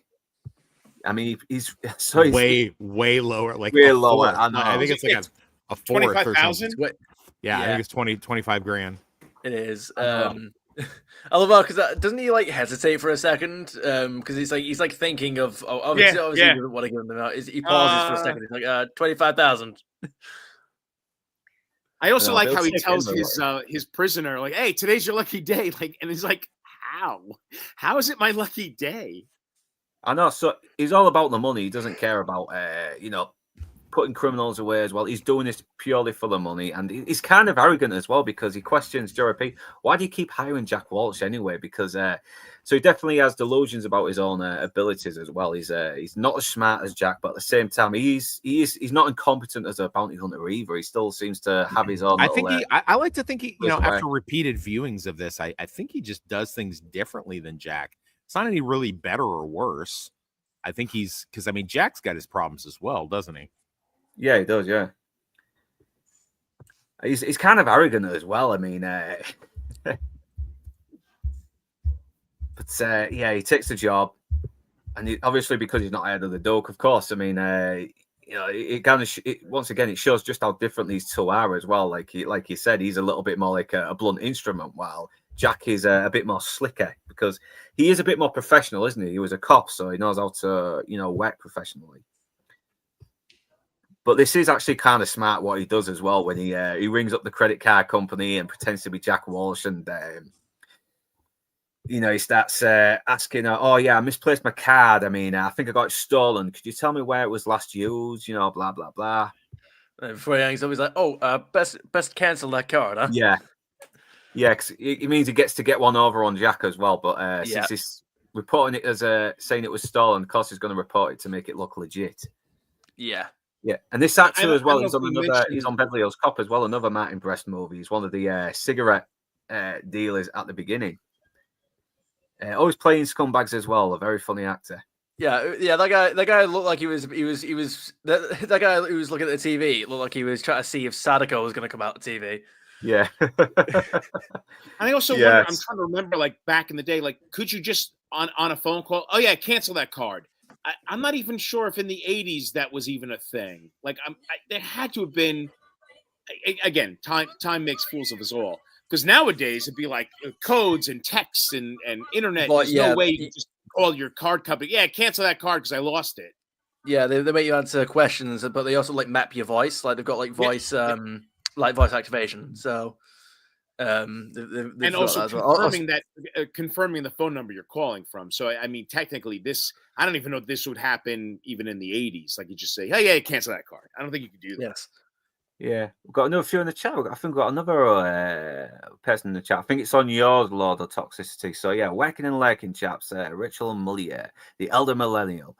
Yeah, you're always welcome. You're always welcome in here. So yeah, glad to have you on. Always good to have a new face as well. Who's enjoying the chats, enjoying the stream. Yeah, back when Critter flew, even the planes were by. Yeah, Outcast. Yeah, all right, Lance, how you doing, man? Smoking and non-smoking. Take a wild guess. Yeah, great line by John Ashton. It's a 10 out of 10. It's hard to fucking find the flaw in this movie because everything comes together so organically and so logically. It is. I mean, everything that happens. I mean, it's, you get why this this happens, why it leads into this happening. It's kind of like when Matt Stone and Trey Parker did this whole writing tips, like this happens, therefore this happens, which causes to this happen, therefore this happens, instead of this happens and then this happens. So it goes to show just how fucking great these people knew how these people knew what they were doing. And once again, we're getting more character moments as well. I mean, we're getting a little bit more insight into Charles Grodin's character. Like, he's a very clean living guy who eats healthily, while De Niro's just this guy on a bad diet and everything, and doesn't really care because he hates himself. He's not bothered about if he gets a fucking heart attack in the next year or so. It's like,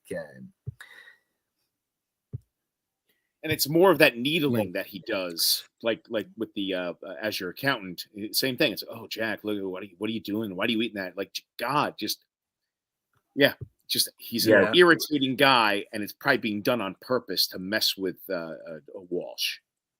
Yeah, and it goes to show as well that they both still have a little bit in common as well. The whole living in denial and continue to do things that aren't good for you, like Jack is smoking and eating crap, while the Duke has robbed money from a mobster and he's in hiding. Yeah, and I didn't think we'd get caught. Yeah, I will say though that I suppose the Duke was probably just trying to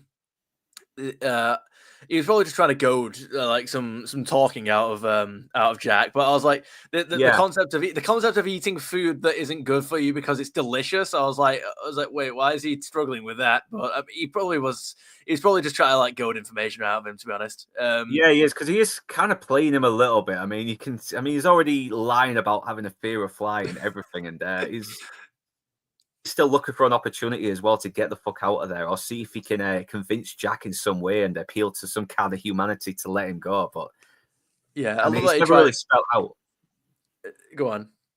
No, so you were saying something, and I say it. It's okay. I was gonna say, I love that he tries that lie again with Marvin. He's like, look, there's something you should know about me. I'm really, really not good with planes. It's like, because even Marvin knocks him out. But it's he does. But just before that, he says, "What?" He goes like, "Why don't you relax?" or something like that. And it does the same thing that Jack says to him, or something like that. Yeah, he says something akin to like relaxing. It's like, which certainly it goes back to Toxic's remark how Marvin's a blunt instrument. Yeah, Walsh would probably a conversation try to alter the situation, whatever, but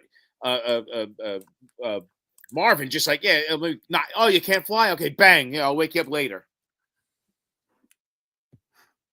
So I think this scene also kind of, it's sort of like, it's supposed to endear to Grodin's character a little bit as well, because, he's stolen money, which is still kind of shitty, but at the same time, he's given a lot to charity. So it's kind of like a way to make him seem like he is a bit more of a moral person in a way. Like, he kept enough just to sort of get away and start a new life somewhere, and he hasn't really been totally, frivolous with the spending,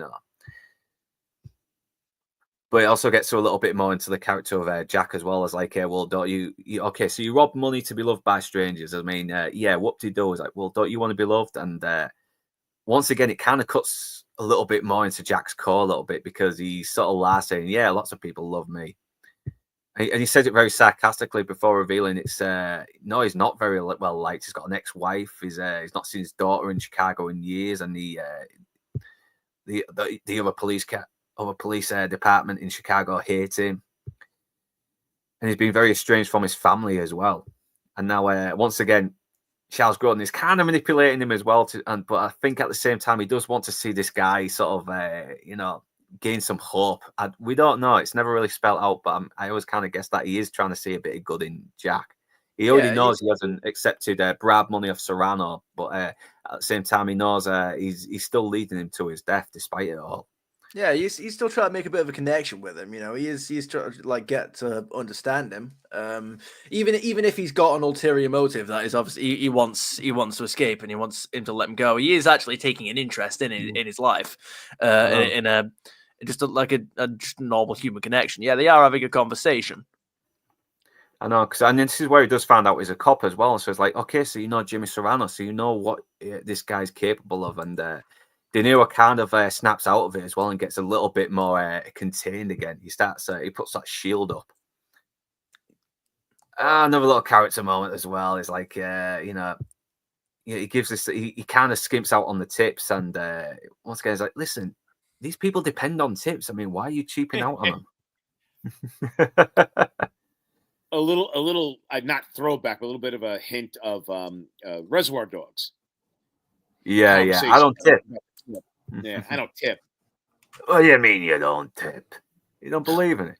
Well, shut up. What do you mean you don't believe it?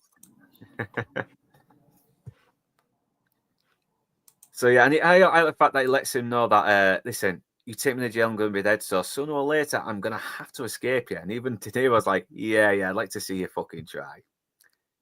So once again, he's using his different method as well. And it is a very smart method as well. Just pretend to be the friend of someone you're meeting up to get the information. And yeah, this guy kind of gives up the information pretty quickly because he's very unassuming about what his intentions are. So yeah, he tries to get the Duke, but of course it doesn't work out because De Niro, you know, gets the drop on him. And yeah, he's wondering how the fuck did he find him? It's like, yeah, man, if only you knew. If only you knew. So tells him to get the police. Yeah. He does know. He does know though, doesn't he? Because he figures it out and like, yeah, he does figure it out, doesn't he? That oh yeah, because yeah. Matt tells him later, doesn't he? That Joey P's character, you know, got him on the case. Yeah. So FBI found out about the stop of the train and that the Duke is getting off at that stop. So yeah, but sadly though, Jack Walsh and the Duke are gone as well, and it's like, well, Jack Walsh had this guy on the train earlier, and his real name is Mosley, and there's the look on his face as well. It's brilliant. I think it was the earlier scene when the two agents come into his office. Like, is this news gonna upset me? Safe to say, sir. I'm not sure if it happened there or later on in the film. You gotta love those, just like in every movie, just those isolated 1 to 2 second moments, that little instant like expression from the actor. It's like when you hear that one piece of bad news that you just did not want to hear, and then they're brilliant. No, this is where it tells him that we had to jump off the train again. It's like, yeah. And he is very suspicious about Marvin getting on him as well, and he's like totally denying it as well because you know, he's a backstabbing, two-faced bastard, and you know, he's not to be trusted. So now it tells him, and this is where it tells him where he's between Toledo and Cleveland, and the FBI are listening in on this as well, so they're gonna close in on them once again. Logical explanations for why they end up kind of getting caught by the FBI or need to escape the FBI or the mob. So now it tells him he's taking the bus, and it's like, why are you taking the bloody bus? What happened to the bloody plane? So once again, he goes out to get the donuts and lets the mob know they're going between Toledo and Colorado. And this is so funny as well because he gets fucking caught out red-handed by this little old lady as well, who's just doing her job as well. It's like he finds out the credit card is being cancelled now, and it's it takes him a while to come to terms with it. Yeah, no, I mean, he's adamant that he paid the bill as well. He's adamant it's not cancelled, and I love Charles Grodin saying it is cancelled. He's like, shut the fuck up! It's not cancelled. I pay my bill.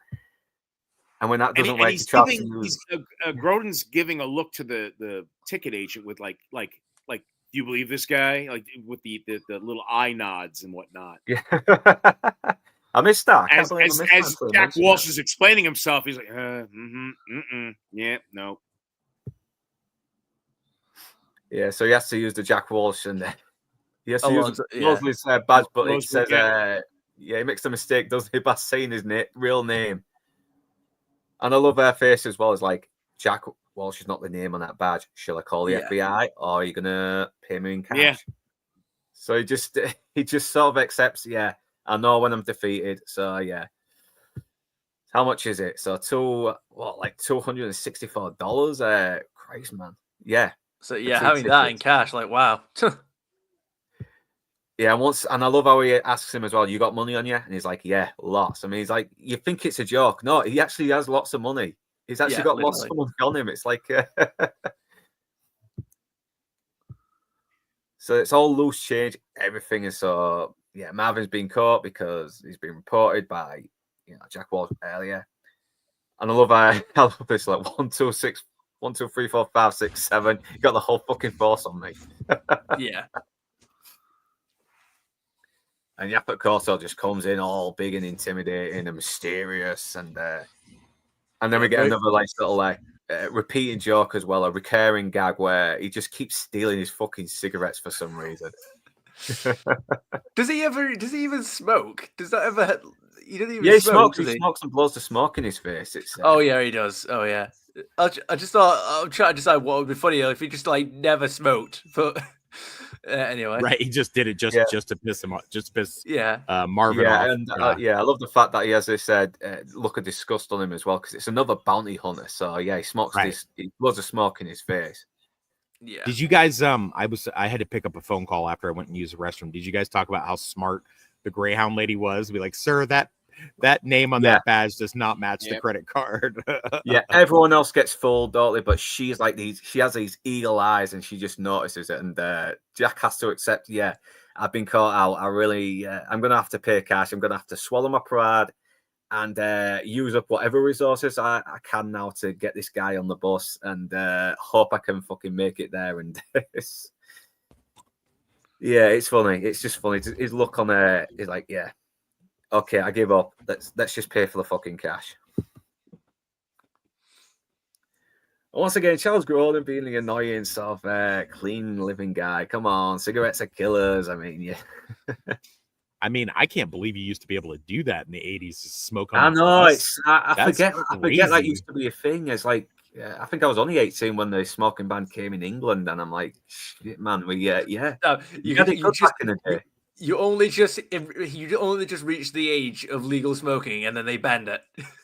I got to tell you, as far as government overreach, that's one thing that I'm just like, I'm very happy about. Like growing up, like basically just living in a pool hall all the time, like everybody's smoking and blowing that shit in my fucking face all the time. So I don't smoke, but I think just let people fucking smoke in places. But it just depends. No, because that affects no. That affects other people. That's nah, fuck that. Yeah, shit. I don't. It's I mean, I'm not gonna. I don't have loads to say on the topic, to be perfectly honest. I don't have anything to say that hasn't already been said. You know, I'm gonna derail the stream if I carry on. Yeah, but it's. I think it does kind of like add a bit more context as well, because Grodin's got a pretty good marriage with a woman, and I love how Jack is very cynical. It's like, oh yeah, she stuck it out with all your millions. You know what a trooper. It's like, listen, I don't have millions. Okay, I've got enough, but I gave it all to charity. And once again, because Jack has kind of opened up a little bit about his being estranged from his wife and his daughter, he's like, listen.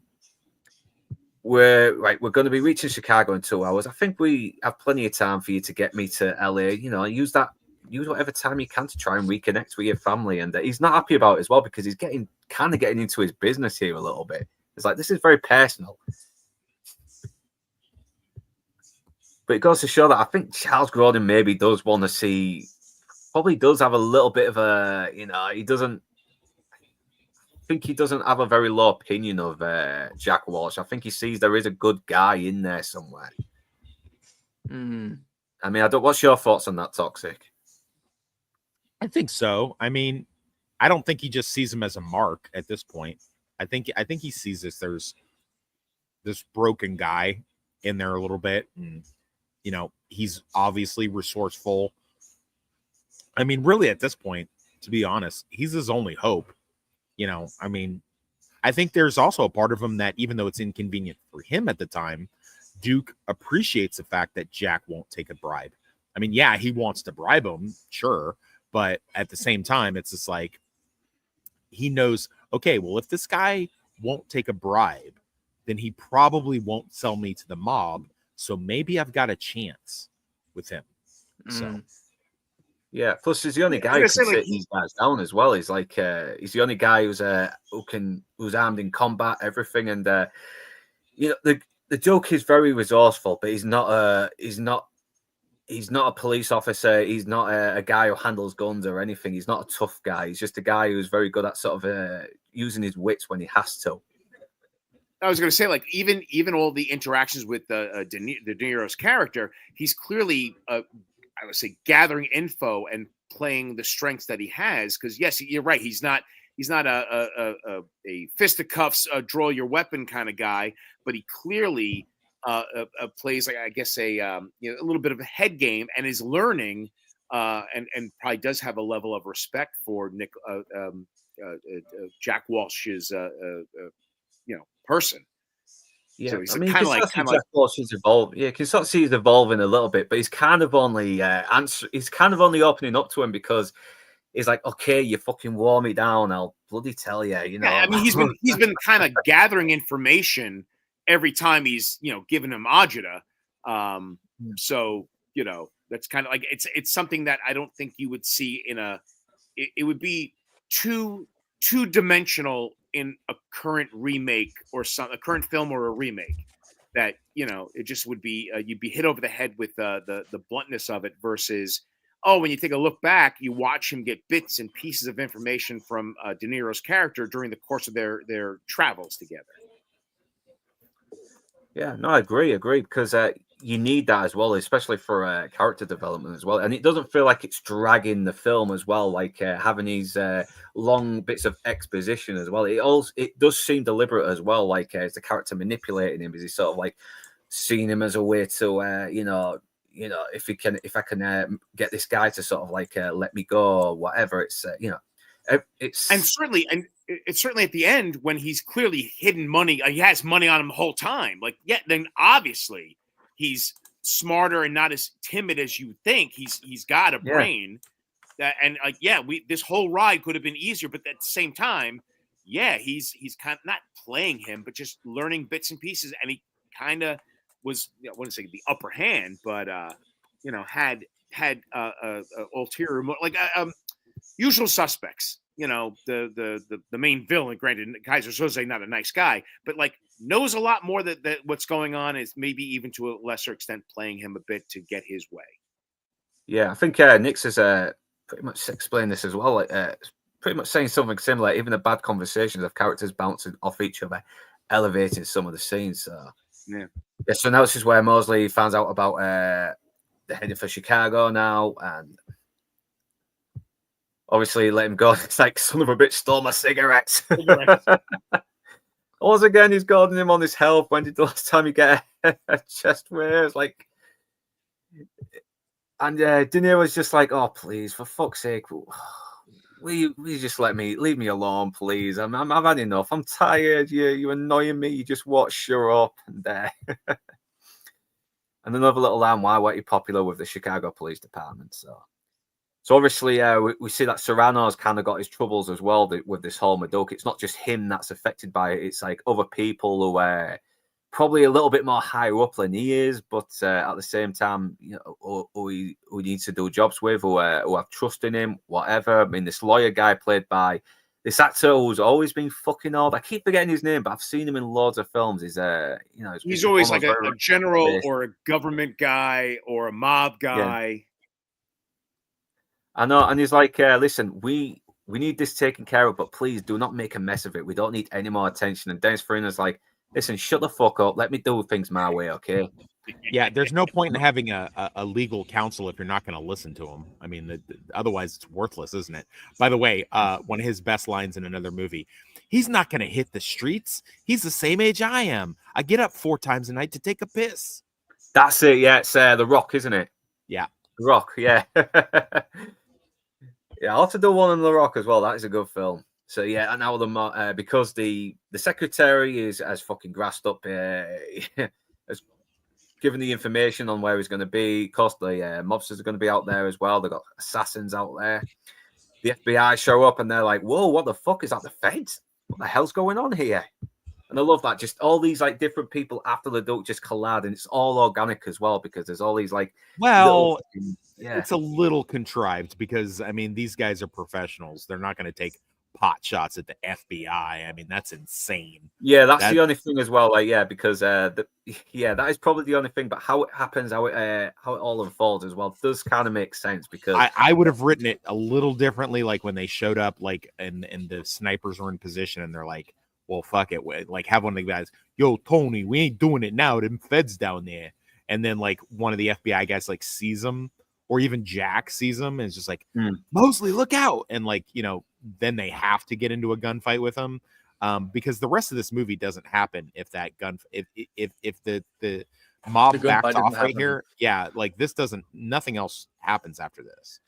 Yeah, I kind of agree with that as well because shooting at the feds, I mean, that's going to land you in some bloody trouble or get you killed. So yeah, loads of dumb mobsters, loads of dumb assassins. So yeah, I just once again the sarcastic Jack comes back as well with Mosley. Is like, listen, are you going to thank me for doing your job for you, Officer Foster Grant?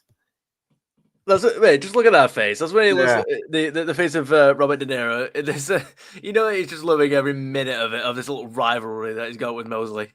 I know. Plus, he's just about to lose his bloody meal ticket to that coffee shop, and he's kind of, of course, he's going to have a sense of humor about it. But yeah, not only that, I mean, at this point, Jack be looking at federal time almost sure because he's done some. I mean, impersonating a federal agent, fleeing and eluding, tampering with evidence. Shit, they could get him on a kidnapping charge technically, since the feds had already told him, hey, we're taking custody of this guy. The federal detainer on him outweighs his city or state bond that he's got on him. So I mean, he was looking at a lot of trouble if these guys had to start taking pot shots at the FBI. Oh yeah, they tell him that later as well when he gets caught again. Yeah, and the thing is, when I look at the DVD, it's got an 18 certificate, and I don't know why. Yeah, there's a lot of F-bombs, but there's no like blood splatter or brains getting blown out when people get shot. The violence is very, very PG, and I really do not understand that. Well, I mean, clearly, this was done because Trump doesn't like De Niro, and he caused this in some kind of way. I mean, clearly. Yeah, that's why I went back in time and did it like 30 years ago, 40 years ago. Maybe that's why like De Niro has the TDS, because he went back in time and did this. He ruined it. Ruined it all. He had it all, he blew it. Yeah, and they conveniently managed to steal Mosley's car. Out of all the cars they could steal as well, they end up in Mosley's car, which, okay, this is one of the conveniences, but it does sort of make the plot happen as well a little bit more. It does sort of, it gets him, it makes him aware that the phone is being tapped at his employers.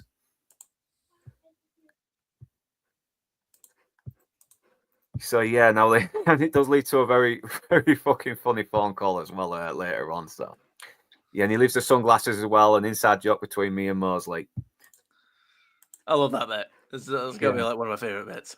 It's yeah, look at his face, yeah. It's even bad news. It didn't happen again. It's like in the caps. Yeah, this scene as well. The one you mentioned earlier, where he just punches him as well. He's like a kid, isn't he? You guys trying to be professional. He's got this, this right hand guy. This guy he's partnered up with as this. Who's just digging him in the arm.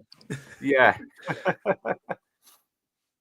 I love that like doesn't even do anything for the movie. It's just there and it's just funny. Like it's not like they never. It's not one of those things that gets brought back in a later scene. None of the characters mention it. It's just you just see it happen. And it's one of the few times that you actually see something like that as well. I mean, how many other times does he act like a goofy kid in the movie? He just doesn't. It's just one of those like those funny scenes that you get in isolation.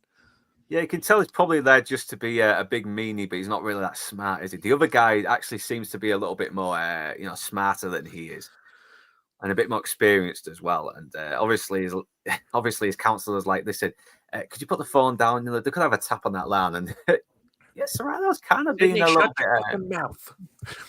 Randall's being a little bit irrational as well, isn't he? Because he's not putting the phone down when he probably should, because who knows who could be listening in. Yeah. Oh, this is the telephone line that I like as well, isn't it? When Yeah. he's with a lawyer. Is it? He goes. Oh, what is it? He says. You say another fucking word to me, I'm gonna bury this phone in your head. Love it. He's got the best threats. He's got one of the best threats. He's like, I mean, I think they only cast Dennis Farina because he was the only one who could probably deliver those lines in such a way that's both funny and intimidating, while at the same time not being so over the top. Yeah, look at him. He's like, yeah. I mean, I kind of mentioned this as well on the Outcast, where it's kind of got that sort of like dark Elmore Leonard style humor, where the characters are unaware they're in on the joke. Are unaware of the joke, but we found them funny. They don't realize how funny they are. This seems very Elmore Leonard-ish because it's got that whimsical quality to it. You know, it's got the cops and robbers, the criminals and the hard men doing this kind of wacky, and these wacky events keep happening. And it's got just the kind of whimsical Elmore Leonard type element and great dialogue.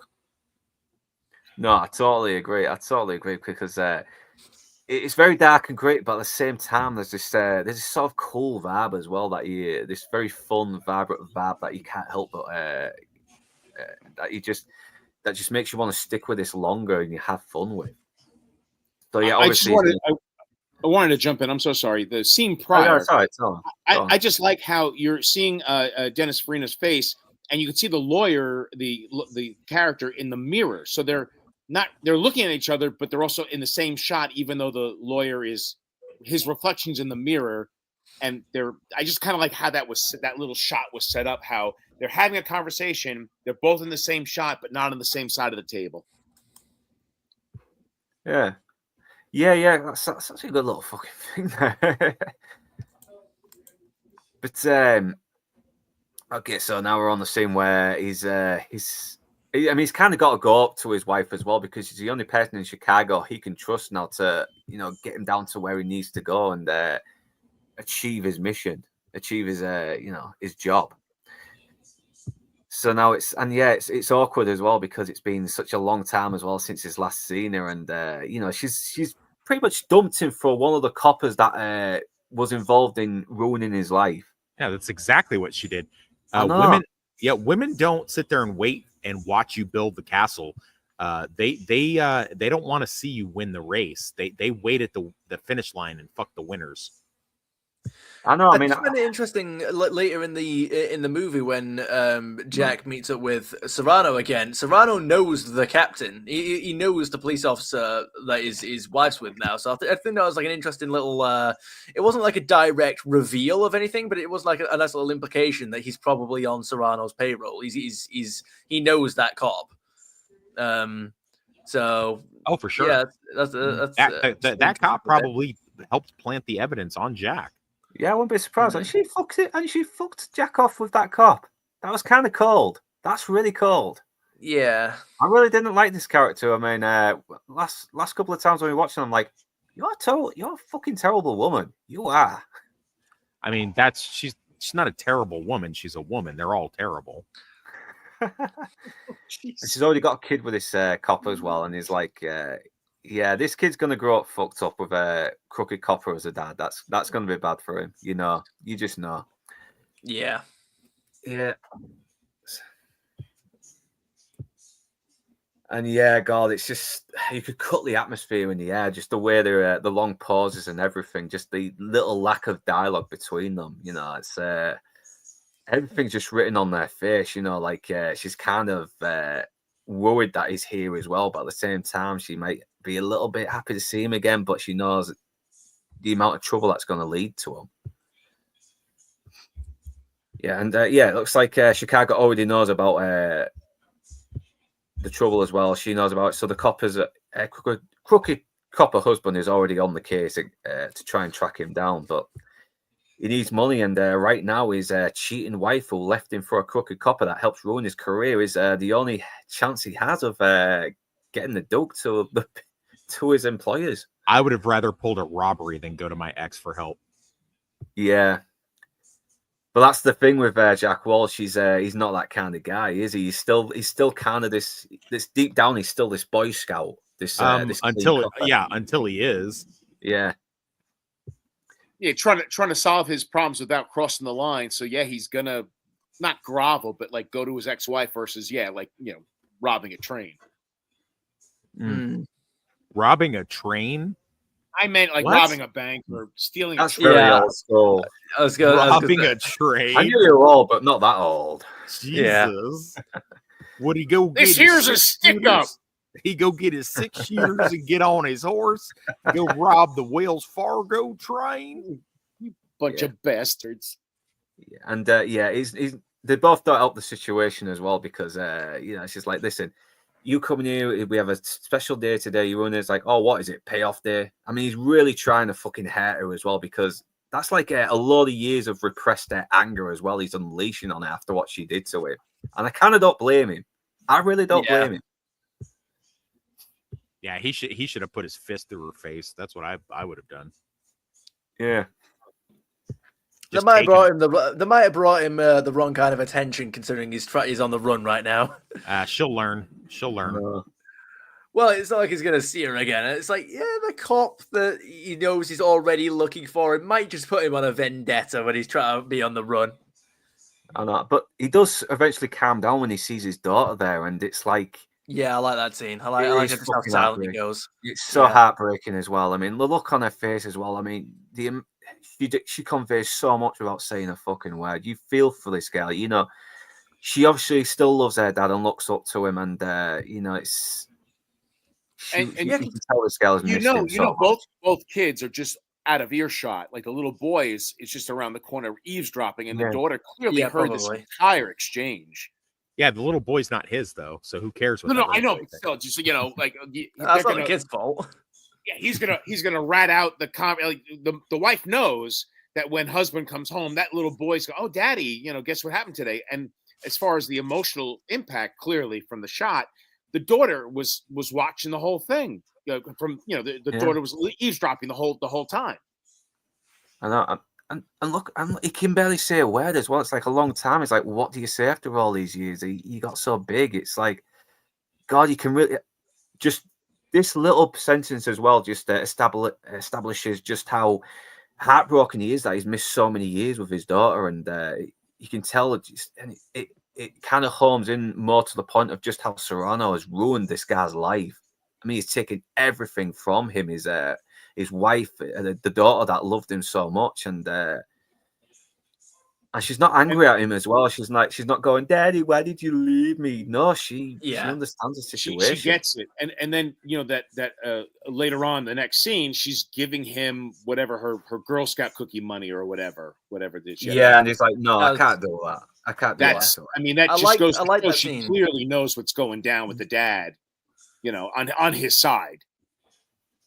Yeah, and go on. No, he was going to say something. Go on. I was going to say I did like that scene that even though he was pretty desperate for the money and the daughter was giving him some money, he did still care. Even though he hadn't seen his daughter for 9 years, he hasn't been a part of her life in so many years.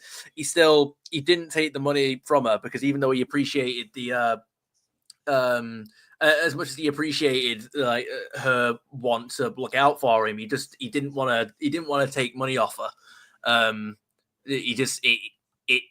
It felt wrong for him. Do you know what I mean? So I like their interactions, and I did like that scene. And I think this is the moment as well that makes the wife realize, I've kind of been involved in ruining this guy's life, and this is what convinced her to actually give him the money as well, because she cares for her daughter as well, and she can see how this has affected her so badly. That's what I'm guessing anyway. Look, he's even willing to just go now without the money. It's like, Can't take your kids babysitting money. What the hell? Yeah, is that asking her what grade school she's in now? No, I mean, this is look as well. I would starve in the street before I would take my kids' money. That's crazy. If it was my kids' money and just getting it would save my life, I'd be like, well, no, I'm gone. I'm taking my kids' money.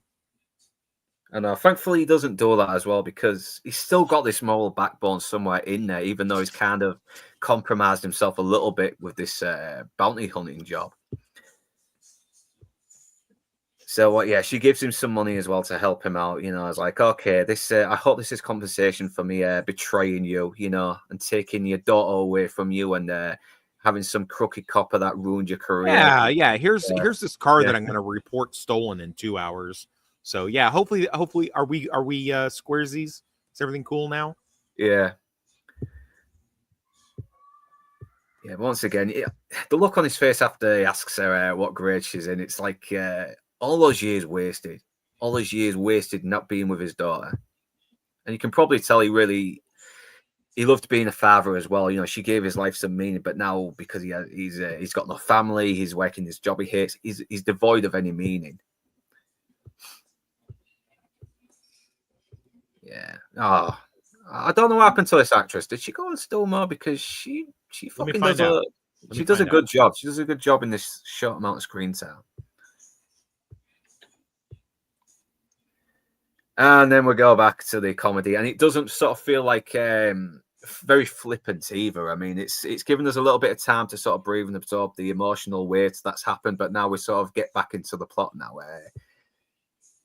And this is where he starts saying, "Where are you?" I'm in the bush, Idaho. I'm dressed in like a candy shop or some shit like that. Howard Johnson's wearing a pink carnation. It's like, what the fuck are you talking about? I love how you can see their faces change, like as they start realizing what they're doing. And he makes them say he makes some kind of like constipation joke. He's like, because you've been sat on your ass so long. Yeah, the stink of BO, the smell of coffee breath, they're constipated by sitting on their asses way too long. You know, it's like, you know, I'm not talking to you, I'm talking to the other guys. Hello, your phone is being tapped. I mean, to be fair, this took Jack a long time to figure out. If we're being honest, this took him a little bit too long to figure out. I realized there was a lot of things happening, and obviously Duke was distracting him and being annoying, but this took him way too long to realize that they keep showing up everywhere that he goes, no matter how much he changes venues and changes, you know, directions and things like that. They keep showing up and popping up everywhere. So yeah, okay, so a little imperfection, but in an otherwise, you know. By the way, to your question, that young girl is Danielle Duclos, and this was her last acting performance. Christ, so she didn't do anything else. She did some stuff before this. One and only? No, she did some stuff before this. She did a teen movie called Zits, and a couple other things on Broadway and stuff like that. But this is pretty much it. And she's like 50 something, so she ain't doing nothing now. She probably found meaning in something else. Sometimes these actors do little things, but then they go on to do something else that they prefer. It's one of those things. All right. Well, since it bears on this stream, the truth is she ran into a young teenage toxic, and I gave her some stuff that she didn't really recover from, and pulled an Irish goodbye. So that kind of that made her hate men, and she's never trusted them again. So yeah. Do you know what's great? I don't know what the Irish goodbye is. So moving on. Any jail, anytime, anywhere. Go to my channel. There's a whole video on the Irish goodbye. Yeah. We'll move on from the Irish goodbye in case we get shut down. So yeah, you're being fucking your fucking phone is tapped. Go to Chinlow's. I'll call you in 5 minutes. They can't run a tap that fast. And come to things that should have happened earlier. I think he should have told him earlier that he doesn't like to fly. Because honestly, before I went back to watching this again, I thought it happened a lot earlier. But no, it's like, why the fuck are you on the plane? It's like, well, he doesn't like to fly. It's like, wait, he doesn't like to fly. What the fuck are you on about? So yeah, it's like, but well, that's bullshit. But that's not true. Yeah, no, we found out later it's all bullshit. Yeah. That he doesn't like to fly. I know. But he doesn't know that yet, does he? It's not No, revealed till later, so it lets him know that I do like cash. this little. I love Yeah. this little aside where he's like, "If you threaten me again, I'll just shoot him right here and dump him in the swamp." And then he looks over the phone at Bardukas. Yeah, and he is like, shakes his head. he's like, "Nah, I'm not gonna really do that." Yeah, The head nod. No. yeah. I Joey mean- P can do some really good out. He can do some really good screaming. He really can. Yeah, you got to be back here in less than 2.5 fucking days. For $500,000 of my money. What the fuck is going on here? And he does that line, yeah, like, I'm gonna shoot him and bury him in the swamp and just. This midnight run's gonna kill me. Yep, and this is where he tells the snitch to wire money in Amarillo, so the snitch can tell the mob that he's going to be in Amarillo as well. So, and to get Marvin down there as well, so more crazy shit can fucking happen. And once again, you've seen a bit more of the tedium of the fact that they're traveling so long as well. He's singing 100 bottles of beer on the wall just to sort of pass the tedium, and then goes back to I'm not his gonna lie. original I question. would kill him for that. I would. Yeah. absolutely kill him. I mean, I find it funny that he's already gone through 4 verses of that song. Like, because if he's on 96, you know, so he's put up with it for a remarkably long time. We've felt the tedium just on that one, but he's done it 4 times already. I know, and eventually goes back to his question: why weren't you popular with the Chicago Police Department? Yeah, he's just sick of hearing it at this Yeah. point. Yeah, because He's just of your hoping- personality. He's just hoping that car runs out of gas so they can just do something else. I know, and this is where he tells him, "Listen, my wife, turned out my whole department was corrupt. I was undercover, trying to nail this big heroin dealer." He never tells him it's Jimmy Serrano, but we already know as well because Jimmy P mentioned it earlier in the film when he was talking to Jack about the Duke. And this is the reason why he is still going through with the job. You know, like he's been paid to do a job. He's going to see it through, no matter what the consequences now. And Yeah.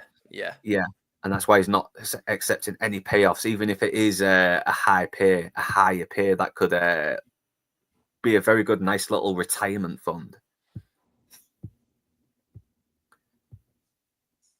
So yeah, it's obviously the Duke is now realizing just how fucking destroyed this guy is as well, and how how much experiences has really changed him.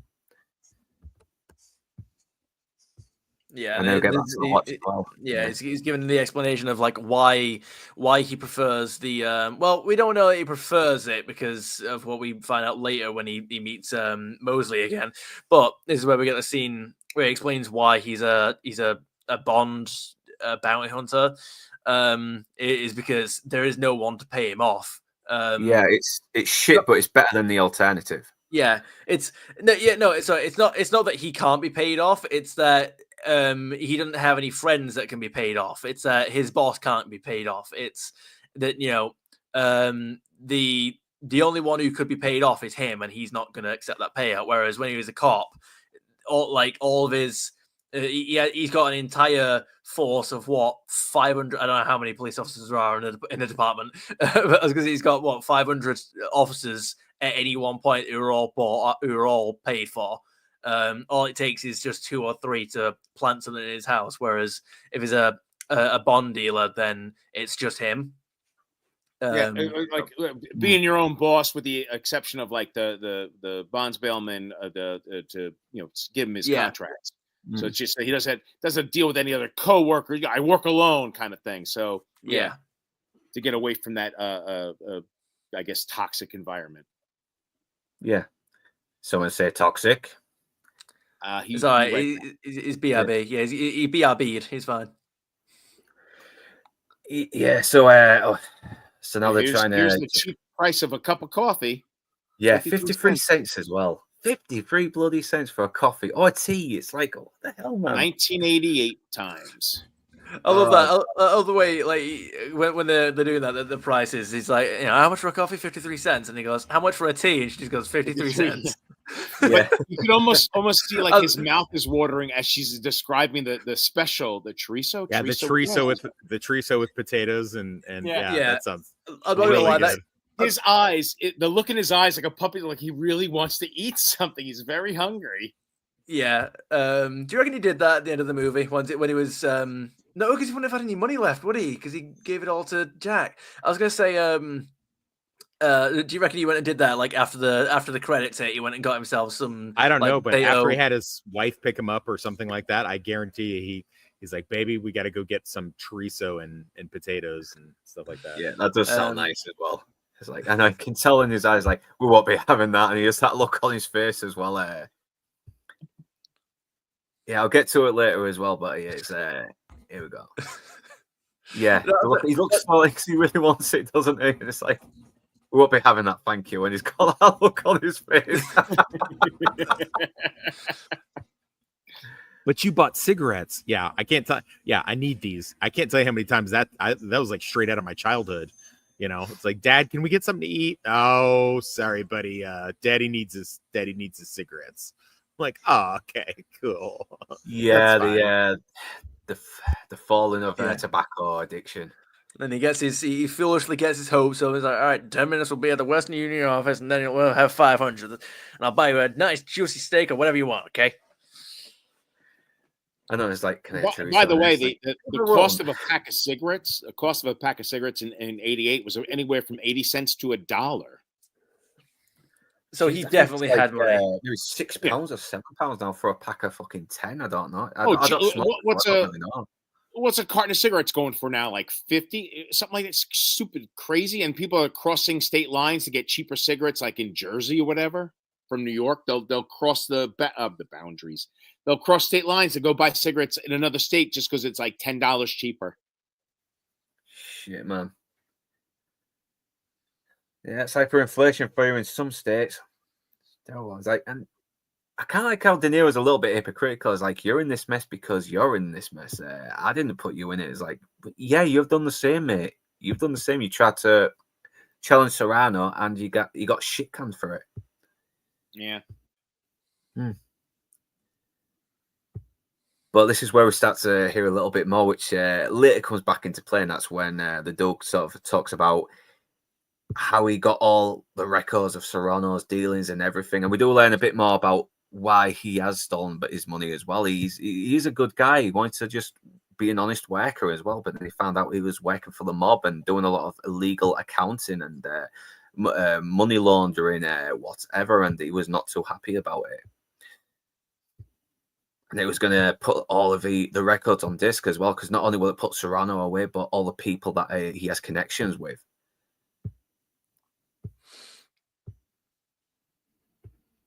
Yeah, but once again, Jack's kind of like, listen, he's basically done the same like you did as well. He's like, he wants to be a nice worker as well, and tried to sort of, stop what he was doing, and yeah. So did you read about me in the papers? It's like, yeah, I was. Were you on my side? Yes, I was. Well, why because you're in my way. It's like, what do you mean I'm in your way as well? You're just about the fucking money, and he's kind of right as well, because he, like you said earlier, Jack knows that he's going to his death, and he is taking money, basically taking blood money here, incidentally maybe, or inconsequently. I don't know the word for it, but yeah, once again, a little bit more of these mobsters having a little character moments as well with the younger guy. I forgot his name, but he's not exactly taking his job professionally as well, but the other guy is. So they're waiting for them to show up. So yeah, they chase him down to the street. Yeah, and it's looking like they're caught, but then yeah, once again that line comes back, you're going to propose. And then Marvin comes along as well, because Joey P already told him that they were going to be in Amarillo. And because he's kind of ignorant compared to Jack as well, because Jack always seems to know a little bit more about the people that he goes after, and Marvin has pretty much gone after these guys who he has no idea who is, and he should have done, because these are two mobsters that could have him killed. Yeah, you're dead. You know who you're fucking with? No, make sure sure you you speak speak into the microphone. Yeah, and Jack does the trick as well, where he handcuffs himself to himself, and then he switches the keys to these car keys as well, pretending they're handcuff keys. and throws them down the drain. So now he has no choice but to take them both with him to LA. And this is where he tells them, listen, Marvin, you know those two guys you knocked out? Those are hired killers. He's like, oh, shit. Hired by who? Jimmy's hired to kill who? This guy. You're kidding. How hired by who? Jimmy Serrano is like, oh, shit. But he knows who Jimmy Serrano is. Yeah. Yeah, so he's in deep shit as well. So now we get a pretty fucking cool helicopter. Pretty good machine. action set piece. Yeah. It's really good. And well placed in the film. I'm of the opinion that you don't want to blow your wad with too many huge action set pieces, even in an action movie. You want to kind of sparse them out so they have more impact when they happen. And this one definitely does. Like, they go full Lethal Weapon on this one. I know, because there's only really a couple of action sequences, really, so maybe 2 or 3, and it's the real focus is mostly the relationship between Jack and the Duke, and that's it, and how they kind of evolve a little bit more. Yeah. Yeah, and this is where all the information comes pouring out, that just how much of a fucking scumbag Jimmy P is as well. And he's like, listen, wait, who sent you? It's like, Jimmy sent me. He told me you were fucking up. What do you mean fucking it up? I mean, he hired me to do this job. I mean, he's hired me to. He haven't got a contract with this guy. Like, what? You got a contract with this guy? So even Marvin's starting to realize what a scumbag Jimmy P is as well. And yeah, I don't think he's realized this until now. Just how much of a thieving little rip-off scam con artist there Jimmy P is. So yeah, go the helicopter trying to gun them down. It's like, you guys are the dumbest bounty hunters I've ever seen. You can deliver a bottle of milk. It's like, and it's real stunts as well. The real car is just coming apart, getting shot up. There's also some moment in this action sequence, there's that trope of the characters looking at the front of their windshield screaming in unison. Yeah, we always see that in a lot of comedies as well, though. Yeah. Because they get run off the road, they try and get out of the car and escape. And he's like, please give me a gun. He's very skeptical, obviously, because he doesn't trust him. But he's got no choice. He can't just take on this helicopter by himself, especially with a shotgun. That's not very good for fucking distances. So yeah, give me the gun. It's like, okay, but don't you fucking try anything. So they're trying to take the helicopter down. Of course, Charles Grodin. Yeah, check the evidence. Those are car keys. They try and get away. Charles Grodin gets knocked into the river. They get shot up, and he's like, hey, there goes my 100 grand. There goes my $500,000. Is like, $500,000? I mean, how much was it going to pay you? It was like 25. Son of a bitch.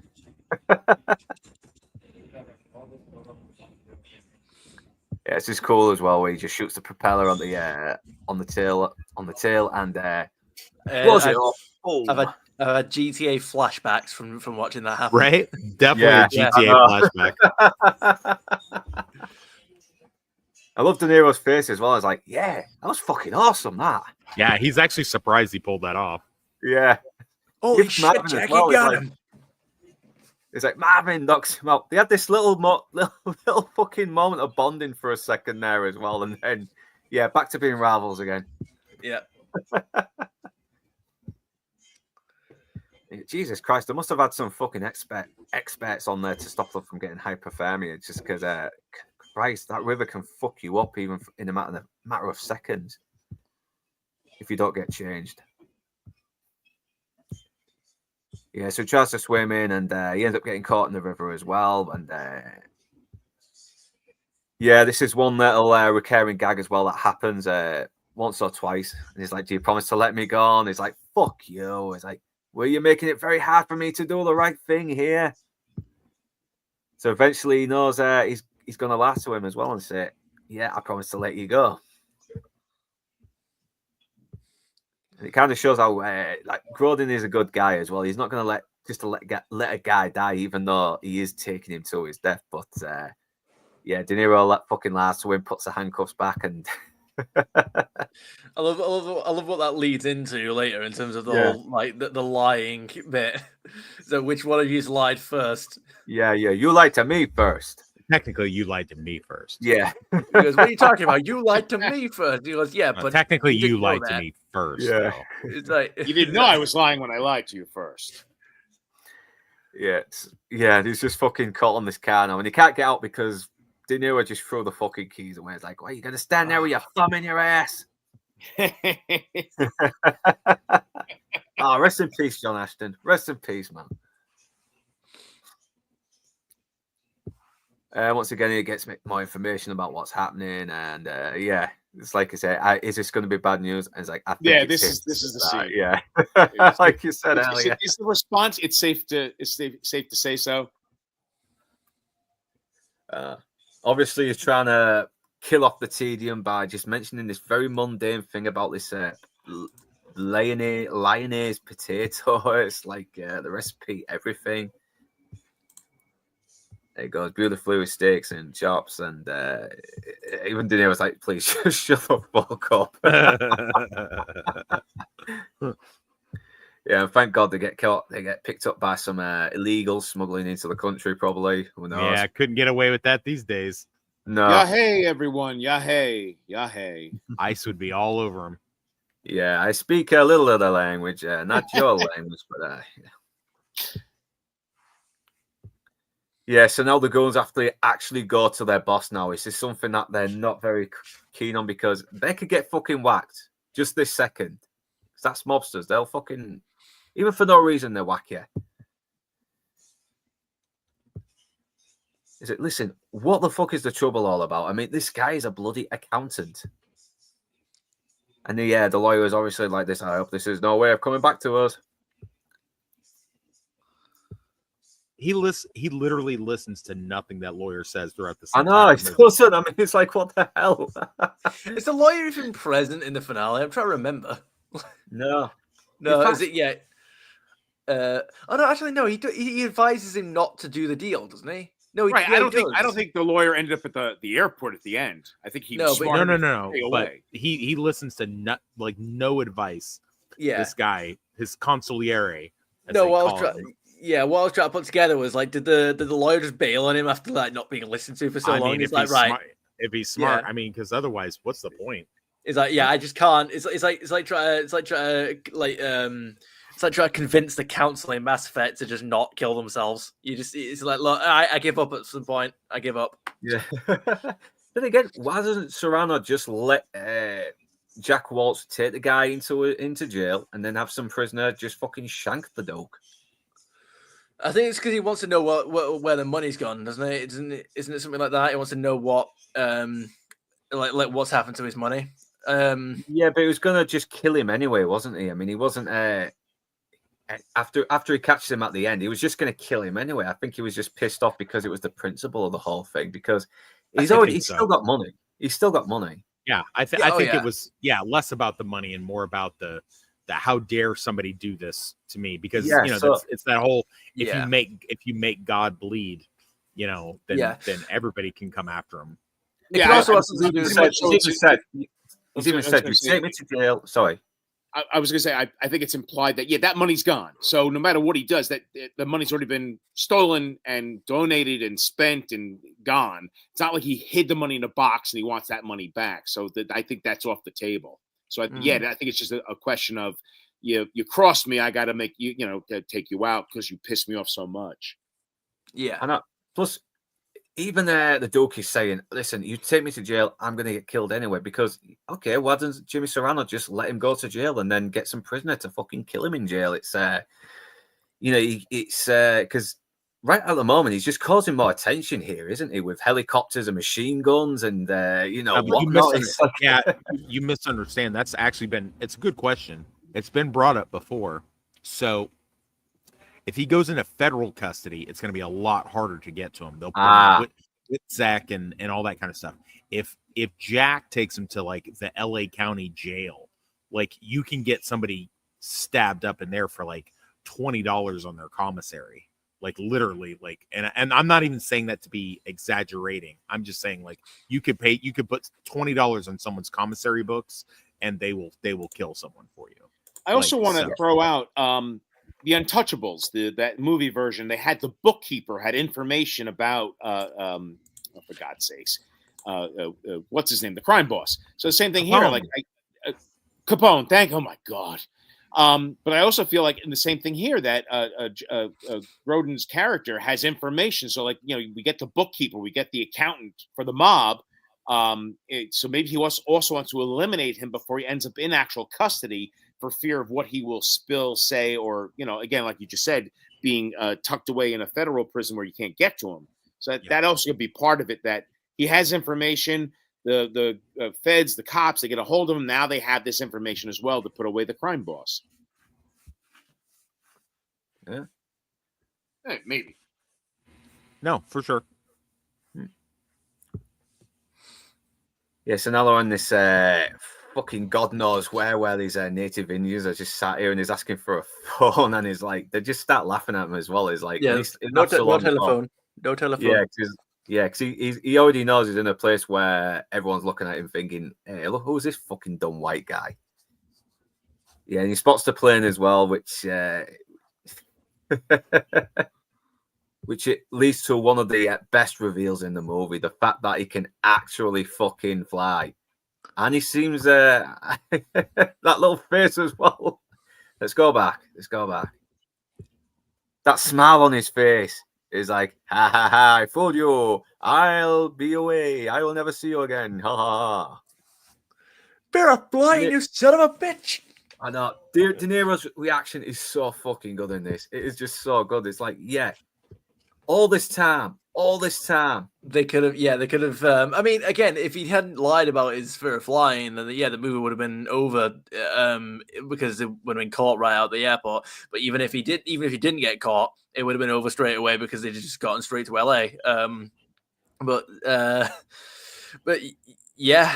I forgot what point I was even going for there. But yeah, fear of flight. All of this could have been avoided.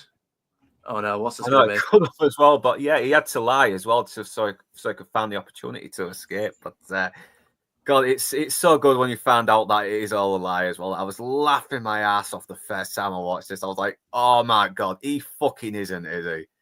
So yeah, RTNZ, 10 New Zealand dollars. Thank you very much. Woman staggers into bar, orders a triple vodka. Bartender says, you've just had sex with Chuck Norris. Woman smiles, how do you know? Bartender replies, you've got some justice running down your leg.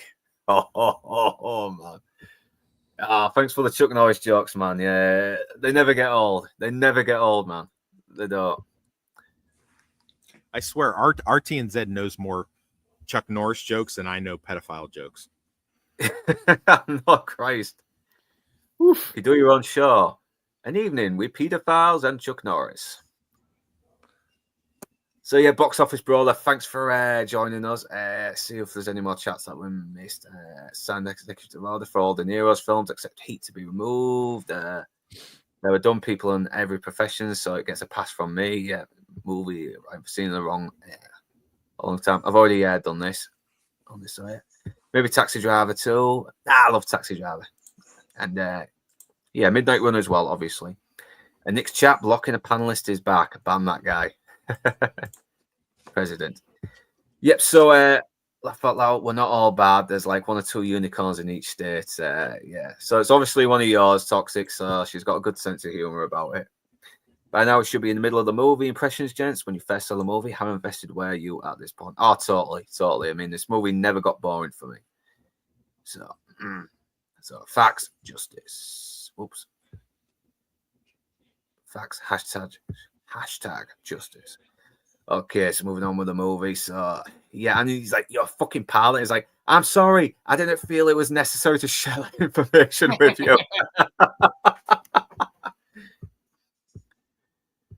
And yeah, he drags him out as well and is like, I'm going to open you up and dump it all. But then he ends up causing a bit of destruction as well. So he's like, oh, fuck this. I better get the gun out and get these people to back off. So yeah, he steals their fucking truck. So he's doing a lot of dodgy shit here as well. He's stealing trucks. Dude, yeah, Jack commits no less than like 27 felonies in this movie, dude. It's crazy. I mean, he's kind of got no choice as well. He throws them a watch as well, at least to kind of compensate them a little bit. But I don't think that's going to be enough. I mean, it's like, once again, the dialogue is so great. I mean, you lied to me first. Yeah, but you didn't know I was lying. So technically, but you lied to me first, though. You lied to me first. Yeah, I they like that he tend to be keeps- kids, don't they? Yeah, I like that he keeps going with it. You know, he ad-libs some of that there at the end. You know, even after Jack's like not even saying anything anymore, and he's just like, "But you did lie to me first, though." I know, because you have only two. I've got an ulcer, and you're causing me to fucking bleed again. It's like, yeah. Well, you only have two expression: anger and rage, and he goes back to being this sort of like little sort of Florence Nightingale thing here. You should get some milk to coat it. But now they really need money as well. But so now Grodin is saying, listen, if you're going to need money, you're going to have to trust me. And this is just right after he's lied to him as well. This is right after he's found out he was lying to him this whole time. So give me the FBI badge. I can get the money. Yeah. It's also not going to be the last time either. Yeah. All right. It's If you like- try to trick me, yeah, I know. You're gonna hit me you'll over the head and do the thing. Yeah, because he's been hearing him threaten him so many times. It's kind of like, it's just this his thing. scene. This freaking scene is It is. solid gold. This is a solid gold textbook of how you do this scene. Charles Grodin is so good at this. Yes. I it's want to just jump in ridiculous. and agree with you that look, like, you from around here, your name, like, and just the looks he's giving these guys, like Right. eyeballing that one guy, and doesn't say a word, just gives him a look, and then goes I know. back to the counterfeit Right. bills. The litmus configuration. Configuration. It's like, yeah, this is a good example of getting away with bullshitting, but because you have the confidence to make it look like you know what you're talking about. I mean, it kind of goes back to Saul Goodman saying, "Listen, I slept with a girl who thought I was Kevin Costner because I believed I was." Well, there's a thing in improv, like, you just, as you say, you're on stage talking about something, even if you know nothing about it, when you say it with confidence, like it's supposed to be real, whether it's an astronomy thing or a recipe thing or an actor thing, you just say it with confidence, just like what Grodin's doing here. Oh yeah. It's like, and people buy it just because of the way you. That's like 80% of my job is that. 80% of my job is just being just confident. bullshit, bullshitting, and people buy it. I know, but it's a good thing that can be very resourceful if you're very good at it. I mean, it can get you out of sticky situations, maybe something like it's kind of a survival technique as well. And that, he does this with great confidence as well, and he plays it so differently. It kind of shows just how much this guy has probably been. I don't know, this whole life of being on the run from Serrano. He's probably honed his skills in bullshitting, for lack of a better term. Yeah. No, he's a smart guy. And even that earlier scene in the train with Ashton's characters. Yeah, I'm looking for my friend. Just pleasant conversation. Yeah. Putting the bullshit out there, like, oh yeah, where's my friend? That way? Okay, thank you. And I love that. Even Marvin, who is a blunt instrument, even he is clever and is like, oh, you know what? We ought to cancel that card, huh? Yeah. I know. Just to slow Jack down. Just to annoy him. He's just that guy. It's so good as well. Even when he gets fucking shit wrong, he does it with enough confidence to still be convinced. And it's like when he describes the guy who was passing the £20 notes, and he's just saying the description, and the guys are saying the complete opposite. And he's like, "That's our man." Yeah. Beard at 6'5"? No, like, that's him. Sounds like him. Yeah. I like how he like hits the table, he like bangs on the table, like, damn it, we just missed him. No. Oh, Charles Grodin, he's so fucking underrated in this. He really Freaking is. legend. Freaking He's so legend. underrated. I think he went on to do directing as well. So, so he was still working. I think he took some time off to spend time with his family, then directed some documentary about Paul Salmond. But yeah, man, really missed as well. I wish there was more. I wish he did more as well, apart from the Beethoven movies, of course. Yeah, these two guys as well. I mean, they just had so much character and realism to the movie as well, because they're just average guys just doing the job. And they're not that dumb either, because they watch them, see they go run and go get groceries with the money they just took from them, and they're like, "All right, we better call the authorities." I know. This, and like you said, this old guy as well is so great. It's like they've got so many of these little memorable faces as well, and this guy looks. I don't even think this guy's an actor. He's just some average guy they saw on the street when they were shooting. He may not locations. even have known they were filming a movie. They just probably pulled up on him and just Yeah. started saying this shit to him. He showed up on set and he's like, you do realize we're shooting the movie? He's like, do whatever you want. I'll just sit I'm here and to get a beer. Yeah, I was like- get a beer. Do your movie, like, dude. I'm retired. I like that. I like how directors just allowed these little bits just to happen in the movie to make it feel more organic, and you don't get that in modern days where movies are just written by fucking Californian entitled rich kids who have never had life never, experience, so they don't know. Yeah, never speaking with anything about these this people either. Yeah.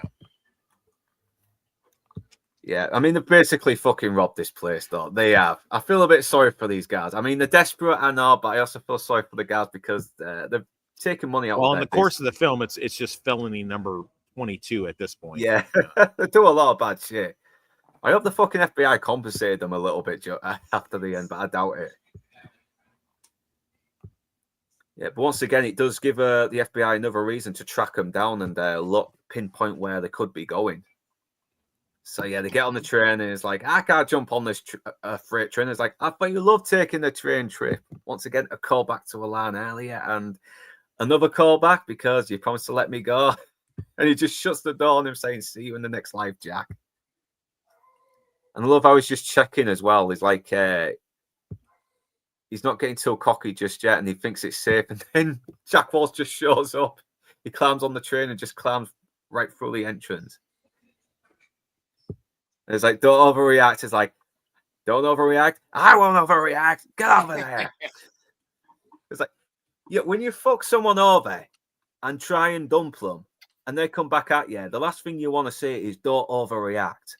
Because they're going to overreact. Understandably.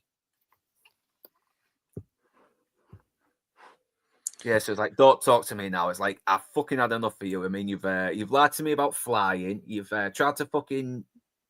but try to dump me again. I'm not having it. Yeah, is there a point later where he still asks him to trust him? It's like, yeah, that's just it really becomes difficult to trust. It's like, how many times can you trust somebody, be let down, and then still be expected to trust them? It's like at what point is your trust not the issue? I mean, he still is very suspicious that he could fuck him over because he still threatens him if you betray me, I'll hit you over the head, blah, blah, blah. Yeah. But they're in a situation where they're getting more desperate as well. Funds are, running out. They need food and they need gas as well, and they need to find any means of transportation, even if it means stealing bloody cars. And once again, we get Marvin back with the FBI again, and he's stealing his cigarettes again. It's like, why don't you quit? It'll be cheaper for both of us. And even Mosley's fed up with this guy as well because this is the second fair time they've run into each other on this Doug case as well. So he knows this guy is involved and he's fed up with him playing games. But obviously he doesn't know nothing. He plays innocent. And then I just love how this guy says, it seems like an agent, Alonzo Mosley, and his partner were at this diner as well, robbing money. And the look on his face when he mentions Mosley is like, listen, you do realize that. Stop calling him Mosley. It's Jack Walsh. I'm Mosley. Why do you keep calling him Mosley? And this is where we really do get the moment where the family sort of like bond as well. After all that fucking anger and, it's like... hey, how far are we going to go? I was like, shut the fuck up. And De Niro's, he's got that look on his face as well. Like, yeah, you know what? I'll accept that. That's what I would say anyway. But then he says this little line, like, you ever have sex with an animal, Jack? I mean, there's some chickens. Remember there's chickens on the Indian reservation? There's some good-looking chickens. And he kind of lightens up as well, saying, yeah, there's a couple I might have taken a shot at. And yeah, they just start bonding a little bit more. They kind of just sort of calm down a little bit and just sort of like take it easy and just relax with each other. It's like, it's been a long fucking journey. It's been very emotional. It's like, yeah. And this is where he asks about the watch. And Yeah, like, come on, come on. You told me your feelings about chickens. I mean, what, surely a watch can't be that bad. I know, and he's kind of got him as well. I mean, he's already said, okay, I probably would have shagged some chicken, so I may as well tell you about the watch. It's Yeah. But it does kind of show just how fucking broken this guy is even more as well. It's like the first thing his wife gave him, and he was always late by half an hour, and she was set half an hour early, so he would be on time. And it's not worked since, because it kind of symbolizes his wife as well, doesn't it? I mean, he needs to get a new watch, a new life, and he's not really been moving on, has he? He's been stuck in the past. He's been kind of consumed by the past. It also represents his wife, because he got something that he thought would be useful to him, And it's worthwhile, broken, yeah. and it's broken and worthless, just like she Yeah. is. So, hey guys, this has been great, but I gotta jump through my asshole a little bit and do 10 million more things today. So thanks for having me on. I'm sorry I gotta bail and sell out. No problem. We're coming to the end of the movie nearly anyway, so yeah. All right, guys. Yeah. Later. Yeah, take care, man. And do subscribe. Okay, and yeah, sometimes you just have to let go. Yeah. Get yourself a new watch. In Toxic's own words, does that technically mean he's taking a payout on topic of the movie? He said because he's got 10 million things he's got to do, so he's sorry to be a sellout. I was like, oh my goodness, they got another one. Damn, he sold out to the mob. How could you?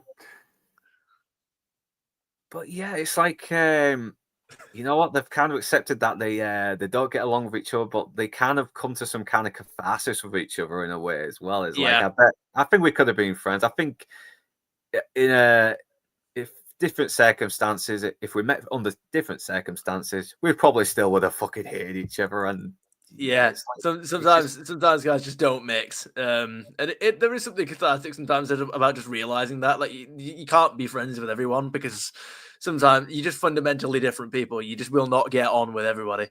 I like the fact that they've just sort of really coming to terms with each other as well, and just sort of like accepted each other for who they are, and they're kind of like cool with it, and it's kind of in some way helped them bond as well.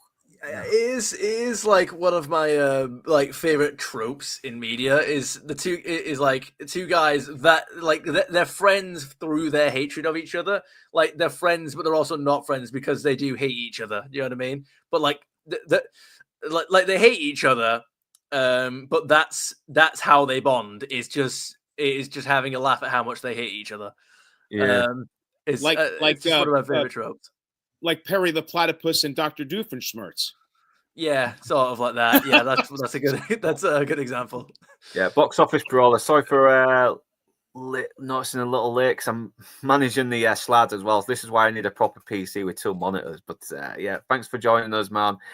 Box office brawler 7. Yeah, that chinchilla voice sounds so familiar. Yeah, it's pretty all right. You're talking about me, are you? Which probably will. Which one? Box office brawler. All of them sound alike. Yeah, you'd be surprised how many parents take their child's money and the insane reason. Like, yeah, I have known plenty. And it'd be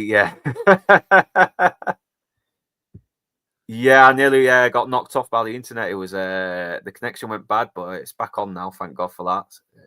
God, it's a lot better than my Men in Black one, where it really went off. And we're starting to quake. Someone infused 20cc potato juice to his internet. Someone said toxic.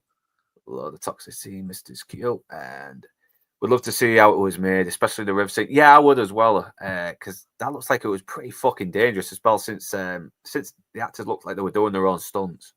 I speak a little of the language. I guess I speak a little. Okay, yeah, it looks like a double post. Yeah.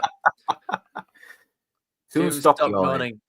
I can't. Yeah, because you get restless when you sat all now all the time. So yeah, that's why I keep the avatar up a little bit as well. New record, 30 minutes to notice in the super chat. Be spoken on with conviction. Twitter Critter just described Twitter. Yes. Very true. God damn it. Inside Man, thanks for joining us. Saw him a little bit late. I don't know how long you've been in the chat. I do apologise if I took it ages. Terrible movie, just kidding. One of the few 80s flicks I actually like. Yeah, I watched your stream with Lance, and honestly, I'm kind of kicking I didn't get to meet Lance earlier. Otherwise, I would have loved to have jumped onto that stream. So Campfire Talk can change relationship between characters. It's done well here. It doesn't forget where they were, and yet they try. Yeah. They're bonding, but they still know the situation. So yeah, bye Toxic. Yeah, I hope you're still sticking on here, Rachel and Malia, at least on my channel, because it's double streamed over from. Even though I'm hosting, the stream still runs through his channel as well. You know. So I need some. Yep. So moving on back to the film. Oh yeah, let's get the chat off. Based Inside Man. Oh wait, you were kidding. Never mind. Yeah, once again, cigarettes have been fucking stolen. Well, then you're going to have to go to Flagstaff to get them because that's where your pal Mosley went. So now he knows where to look. So now he's going to follow him now in the hopes it might lead him to Jack. So it looks like they're in Arizona because they've been going west, and because I need to read a fucking map more, I'm going to guess that's geographically correct. So, and I love how Jack is like, listen, you know, he is trying to sort of ease his conscience a little bit as well in delivering this guy to get fucking shanked in the prison. But we've got really good witness protection now. I know, just getting the witness protection, you'll have a new life, you know. And but he's like, listen, I'm going to get killed anyway. I'm going to get killed before I reach witness protection. And don't pretend you care about me because it really insults me. Yeah, he's kind of right as well because, you know, he sounds like a guy that's just trying to ease his conscience a little bit. But De Niro's like, listen, Serrano just offered me fucking millions to fucking turn you into him. Like, you're the reason why I'm still taking you to a bail bondsman because I refuse to work for that piece of shit. And this is where he finds out, oh, wait, so he was the heroin dealer who had your whole department on the payroll. And it kind of makes him a little bit forgiving as well to why he's the way he is. And it's like, he even says, I hope it's a nice coffee house. Because I think he does want this coffee house to be good now as well, especially after all he's went through. Because he's gone through the same thing. He has. Yeah, so now they got to jump off the trains, and because they know they're probably going to get tracked down sooner or later. So FBI waits, and I love how Mr. Obvious says, well, they could have jumped off halfway before getting here. So Marvin starts driving around, and once again, I love this little dialogue that he has about like the purpose of stops at trains. Yeah. He says it's so dry as well. That's why they have schedules, because that's when you know trains will stop. You know, it's not before the stop. That's the purpose of having stops. Because people want to stop. Yeah, he's stealing another car again, and he's just not getting back to what Toxic was saying. Another felony.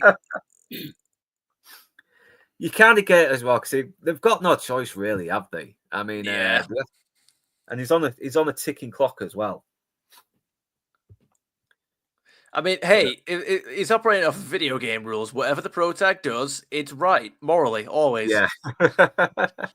You start this car, I'll run you over. So, and yeah, this does look very legit, but I need, if Toxic was here right now, he probably would say, nope, that's legit. Or he would say, well, it's not that simple. This is more simplified, but he can probably comment. Without him, we'd be spending a lot of time on the internet Googling to figure out how to hotwire a car, or picking a door, or pick a lock. Time saver. He's a big time saver, this guy. So, yeah. Hey, they had lock picking accurate, apparently. So, I mean, it's kind of been a bit hypocritical here as well. It's like, I don't like anything you do. You just posed as a fucking FBI agent and robbed a fucking bar. And all of that to get like milk at a grocery store as well. Like, I know, it's like it wasn't even like it was life saving. You quite literally did the kid thing. Plus now, obviously he's going to drive him to the nearest airport now because he knows it's going to be the quickest way to get there, and he knows he can fucking fly. So yeah, but of course someone's called in for the theft of the car. You don't see it, but you know it anyway. You just put two and two together because that's what happens. So yeah, Marvin sees that the cop cars are going out, so he decides to follow them in the hopes he can track down Jack before they can. And we get another little car chase. I think it's the least interesting of the car chases, but it's still well done. Because it's done for real. Obviously, there's no CGI, and it does kind of go a little bit Blues Brothers as well, with all the police cars, trying to surround him, and then they're all piling up on each other. Yeah, I've never been in a very intense police car chase, but do they We should normally get- send we- 30? Do they normally send 30 police cars out for you like this? Yeah. Like It depends. Well, it depends on who they're pursuing, but I'm sure Toxic would explain the ins and outs of major police chases. yeah. By this movie's logic, I think it makes sense because Charles Grodin is a high sought after. Yeah. That would. He is it would high make sought sense. after, isn't he? Asset for the case. Yeah, but it crashes and all the coppers are all handicapped as well. And Marvin's just driving around. Obviously, he's looking to where all the other police officers are as well, so he can pinpoint their location. And yeah, he manages to come by them in this empty road. And and remember the beginning when he knocks that pair over with the car door? Bang! Comes right back onto him. And yet, it really does knock the fucking wind out of him because he really looks like he's wheezing a little bit as well. He almost looks like he's crying because of how fucking bad the pain is. Yeah, not only that, he's just lost his money. I mean, he's got so close, and it's $100,000, which again, this day and age is more like 300,000. It was right there, and it's just been taken away by that guy. I know. So he's kind of defeated now. It's kind of like that. It's kind of at that point where the hero or the main character has nowhere else is out of options. He's the second, totally, that little point. Yeah. And this character actor, the I'm called him bartender, the diner. Yeah, Tracy this Walter. guy's him, right? All over the place. Yeah, he's in every movie. He's City Slickers. He's Bob the Goon in Batman. That's right, City Slickers. Yeah. Oh, and Batman. You're right. Thank you. Yeah, he's probably one of the most memorable comic book goons as well as Bob the Goon. Yeah, I love this actor. He's always good. Every time I see him in something, he's always good. Yeah, and he's Someone real friendly did as point well. out in this sequence, someone pointed out, like, when De Niro comes in, how did he not see that? How did he not see that when he came into the diner? Unless they all slipped in quietly after he sat down, but it sounds like they would be doing like a Keystone Cops pile on, to get through the door to stand there quietly. I don't know. Yeah, I'll let it it's all slide, for it's a very effect. cool It's cut all too. it's all for dramatic effect. Yeah. Because But no, if they were there, how did he miss them? Oh, I didn't see you come in. I know, like fucking loads of them as well, and they didn't see him come in. I mean, how the hell do you not notice that? Hey, Toonie Boy, there's 17 people in your living room. Where'd they come from? I don't know. I just got here. I didn't know they were there. I was just They were there. Wizard did it. Look, they're probably there right now, and I still haven't noticed them. Once again, the sunglasses just comes right back as well. It's like the sunglasses he left on the dashboard just comes back. I've been looking all over for these. Yeah, and how else can you act as well? He's defeated. He's lost his one chance to get out of the bail bondsman business and live a peaceful life. What else can he do except laugh in the face of his defeat? And it goes to show just how different Marvin is as well. We mentioned earlier, well, De Niro was treating him like the way a cop would treat a criminal, a good cop, an honest cop anyway, not an aggressive cop. Marvin treats him the way a bounty hunter treats his peps. He just fucking knocks him out when he tries to pull the fear of flying stuff on him. Yeah, and obviously De Niro's the only thing he's got left is a phone call because he's got fuck all else to do. So of course he's going to argue his case for that.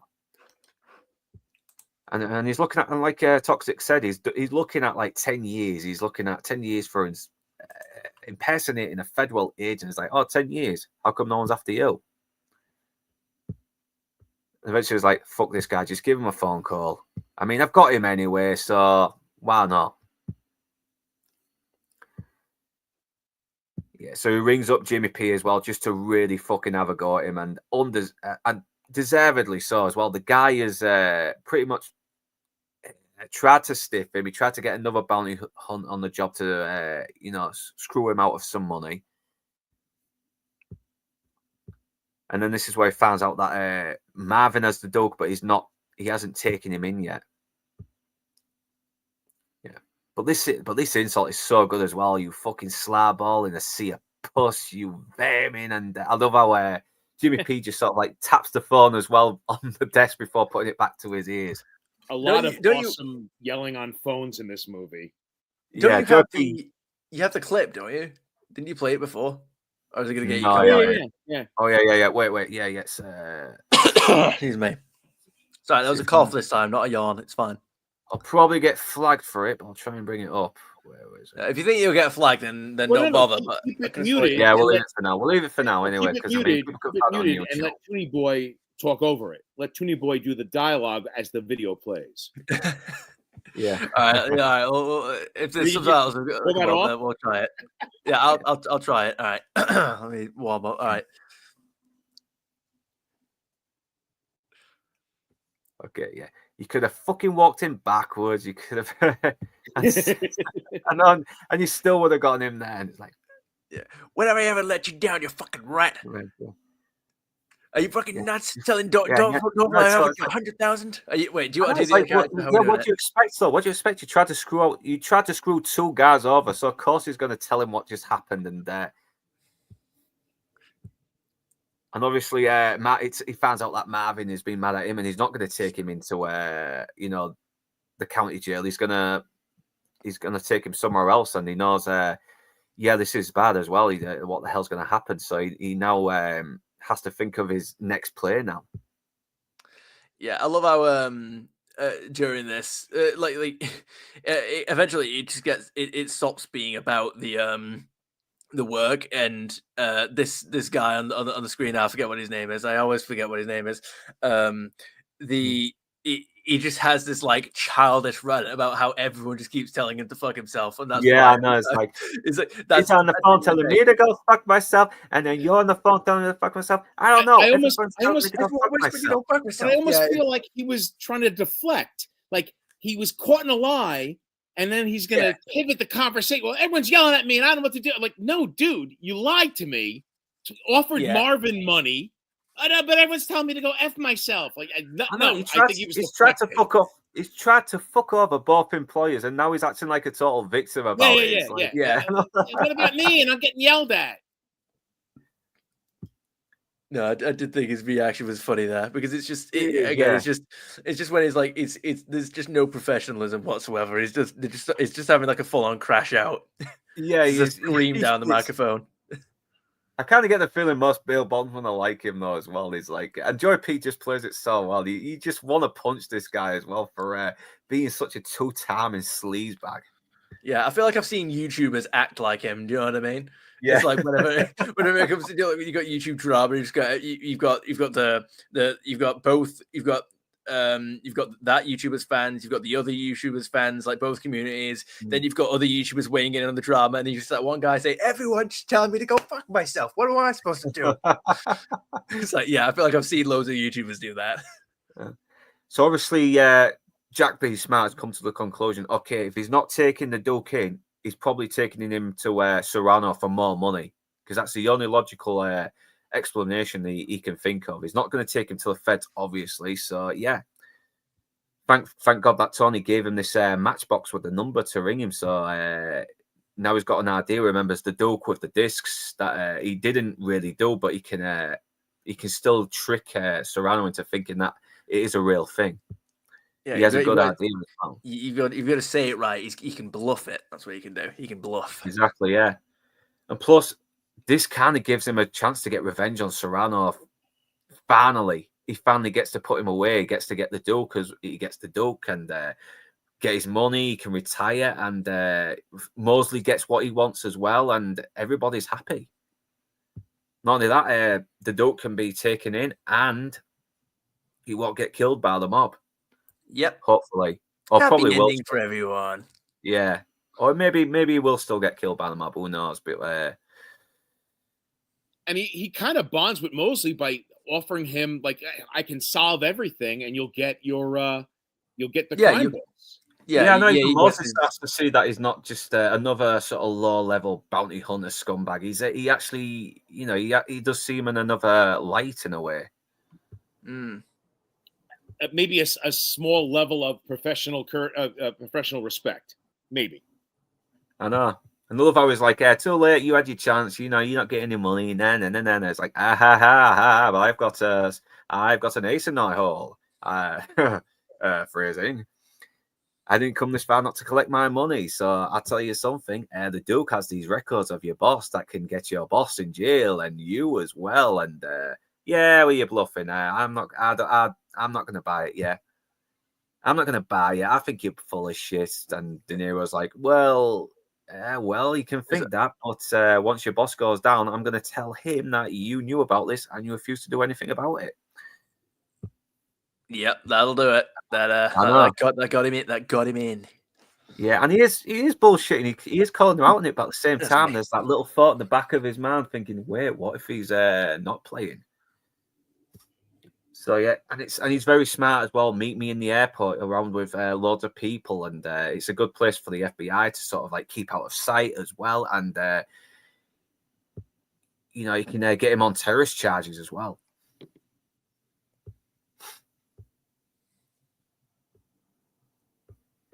Yeah, so I've said this as well. Now tell Mosley I want to make a deal. So they go to him, and yeah,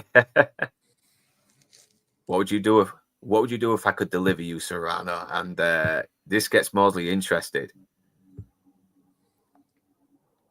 But obviously, he has to do the deal. He has to take the Duke back and collect his money. And but the thing is, though, he gets Serrano, which is all that he wanted. I mean, the Duke was just a MacGuffin to,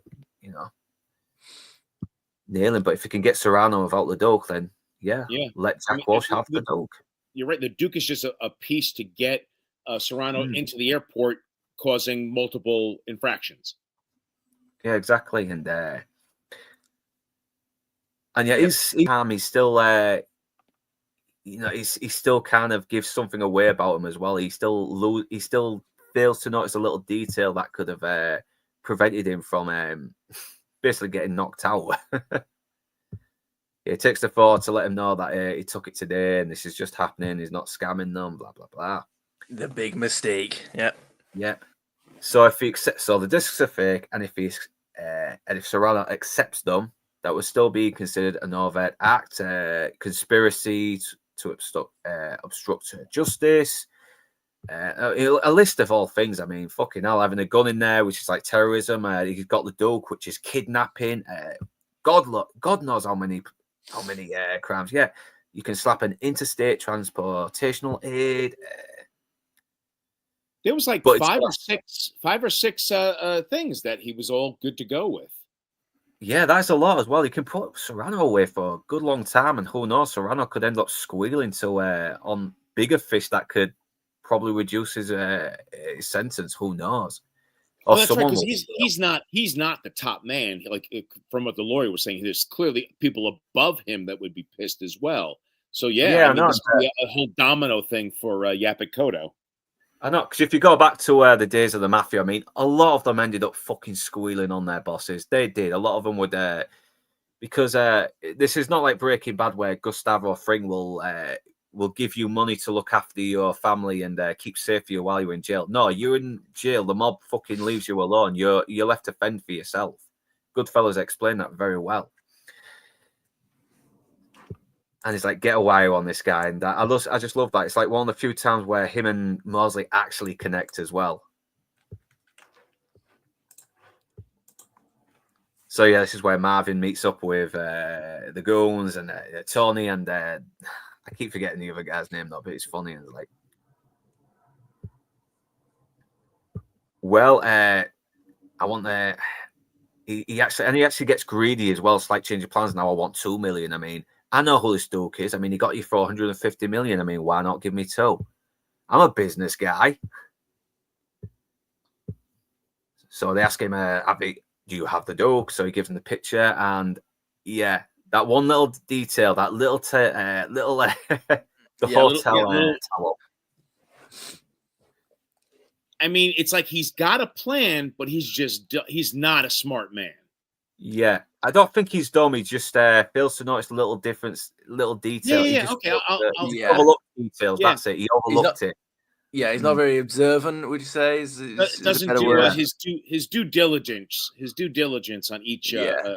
Yeah, attempt. Jack would have been a bit more observational with this, but it's like say, well, I want 1 million at the drop off. The rest later. I'll tell you where the joke is. And he's like, yeah, well, I got another plan. Just fucking batters him. Yeah. Yeah, and the other guy's like, well, wait a minute, how are we going to track him now? It's like, it's right here in the picture. Look. He was very Once again, he's the smarter of the two guns. He's the smarter of the two guns. The big kid thing. Oh no. Yeah. Although he gets a bit of headlock as well. It's like, oh dear. And Farina's like, okay, we're gonna do this. We're gonna kill this guy. We're gonna kill the Duke, and then we're gonna collect those discs and blah blah blah. And then I can get this whole thing over and done with because he's really frustrated. He wants this thing over and done with as well. He does. Yeah, there is the lawyer. I don't think you should do this. Yeah, send him with a cash, but it's like, listen, Walsh is a fucking Boy Scout. He's not going to take any payouts from me. He's so good-hearted. It aggravates me. Yeah, so his man's made up. He's gonna fucking kill this guy, steal the bloody discs, and do a runner. Yeah, what's this line he says as well? Let's go back. Sydney, sit down, relax, have a sandwich, drink a glass of milk, do some fucking thing, will you? I love the dialogue in this movie. It's great. I love Dennis Farina, man. I just love Dennis Farina. Every movie I've seen him in, every role I've seen him in is always good. He plays the same part most of the time, but he's still he's always a likable presence. But it's just Excuse me. Yeah. So now he gets to a limo to drive to the location of where the Duke is. Jack gets the wire on, and I love this as well. I feel like a cop again. Yeah, It's I like that line. Like, yeah, that little hope and honor he hasn't felt in a long time is starting to come back to him a little bit. Doing something within the law by the books is like, yeah, that's what he was built for originally. That's what he enjoyed doing. He did enjoy being a cop. It's just he enjoyed being it a little too much to be a bad cop. Yeah, he can be proud of himself a bit more as well. Yeah. And this is, oh God, this is actually fucking scary. I mean, out of all the scenes in this film, this is a film that's very light-hearted, but it's, yeah, God, Dennis Farina is fucking scary. Yeah, the very dark line from him. Lines. Yeah, got some good harsh shadows as well, don't you, on this? Yep. Really good harsh shadows. So I'm finally in the present. I like how he's all charming towards him a little bit as well before he turns, and he does it just on the dime. He's like, I'm finally in the presence of greatness, huh? You take money and from the scum of the earth and you give it to charity and help people. That's fantastic. It's beautiful. But of course, Charles Grodin's not. He knows. He knows the game. He knows exactly who he's dealing with. He's not falling for it. Not letting his guard down. I know. And he just turns like that. He just gives that stern look. Come on, the way he delivers that line is like, And I'm going to take a little trip to what's the exact line he says? Did you actually think you could go steal my money and get away with it? I stopped by here to tell you two things. Number one is that you're going to die tonight. Number two, I'm going to go home, have a nice hot meal. I'm going to find your wife, and I'm going to kill her too. Dude. So Colin slaps him as well. Yeah. That is so good. Rest in peace, man. Rest in peace. Yeah, and this is where we got the trade off as well, and it is very intense as well because you're kind of wondering, oh shit, is this gonna go bad? Yeah, very almost does. Yeah, because I think even Marvin tries to, because even Marvin is shows up as well and makes things even more worse. Yeah, well, it's because that's where it almost goes wrong. Because like Jack has him like almost about to take the discs, and then Marv like starts an altercation between them. Then there's a little scuffle. They almost get aggressive with each other. Then the wire gets. Well, I mean, we're about to get through the scene in a minute. As well, I won't get too far ahead of myself. And finally, Marvin doesn't fall for the look out behind you. After, I after know. Yeah, and and it's after the, and all it's the the time. exact. I know, and it's the right one time to time he actually look as should well. look behind him. I know. I know, and oh god, look at Dennis Farina as well. The way he just sort of like tries to get him rattled as well. He tries to really get in underneath Walsh's skin here as well as like, Well, hey, does it bother you that this that one of my guys is fucking your wife? I mean, I made him captain. Yeah. Oh, no. I mean, it's one of those. It's like if he riles him up and gets him to do something, he could kill him. He could kill him in self defense right now, and then still get everything he wants. He could I know. he could just get this little final win over Jack Walsh. And not only that, but it's not just a win. It's a final fuck you to the guy who's been a pain in his ass. It's the guy he thinks he has so much power over as well. Look at that smile. He knows he's got I to know. get right. I know he's. I mean, Jack Walsh is calling him out on his bullshit. It's like, listen, I don't see no fucking duck. And it's like, you're still way too serious. It's like, listen, stop wasting my fucking time. I'm not just gonna hand you over the tapes and like expect you to keep good on your word. He's like, no. I know. I mean, he's trying to fucking play him stupid, but Jack Walsh is not having any of it. And yeah, and he should fucking know better. And he's like, oh, please, just get him to take the discs. I'm gonna have a I said no goons. I know. It goes to show what an absolute scumbag Serrano is as well. I mean, we've mostly just seen him in the office with his lawyer, telling him he's going to bury a phone in his head. But now we see just how even more of a scumbag he is as well. Yep, the lawyer is officially gone from the movie. I believe. I think that's just he. As of this point, he is out. He knows this is. Yeah. Let me not be anywhere near this because it's a bad idea. Yeah. Yeah. And the thing is, Marvin's there by coincidence as well. He's ready to just give up a little bit as well and just go back to LA. But then, coincidentally, he manages to find Jack Walsh and the Duke as well later. And yeah, this is really funny. Will it be smoking or non-smoking? It's like take a wild guess. I love the guy, the receptionist there. He's just or whatever his job title will be. It's like the confused look he has on his face when the guy just walks off not just without paying, but without his product. He didn't even get his ticket. He just walked off. You're like, it's just so bewildered. Yeah, he just whips his gun out in a fucking airport as well. It's like Jesus Christ. I don't think he'd do that back then. It was the 80s. We could absolutely bring firearms into the airport. Oh yeah. I think I remember Ronnie Wood talking about that as well. With the gun that Keith Richards shot Mick Jagger's guitar with, but it turned out it was Richards' guitar all along. So yeah, the situation is obviously getting more intense now because Marvin's there as well, and the Duke's there, and yeah, this smooth little transaction is not going smoothly because Dennis Farina's character is also trying to betray Jack as well and Totam and get them killed. But yeah, we're getting a bit of a tussle as well, and even the fucking mic gets ruined as well. So he can't really, the FBI have no idea what's happening.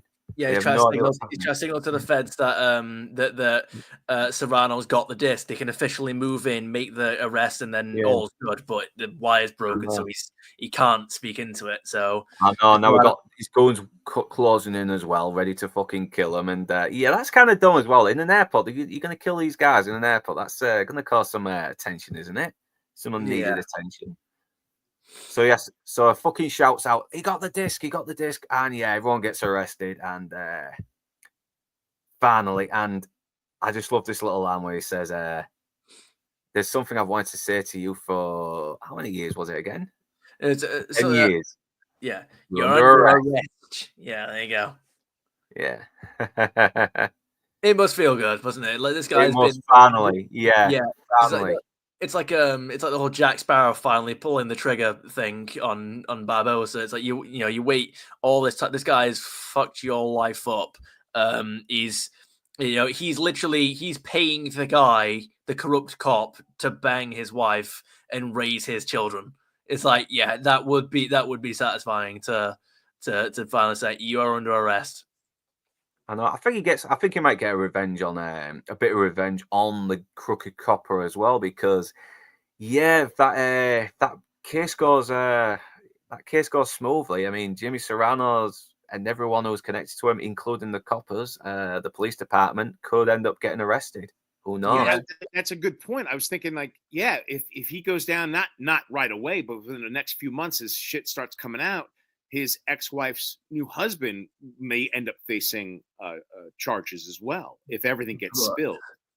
But we are getting into a little bit of headcanon territory here. But I feel like there's also an element that would Serrano really drop the name of that exact cop, knowing the connection to Jack Walsh, or would he be like, okay, I'm going to leave that guy's name out of it just to fuck with Jack Walsh? I feel like he would. Yeah. I feel But like he would. also, I don't they could feel find like- I don't- records, though. They could find just evidence as well within records as well that they could probably keep in somewhere. Who knows? And But with a I lot of also people- feel like I'm so sorry. Go ahead. I apologize. well, someone could squeal as well. I'm thinking someone Well, I could mean, fucking squeal.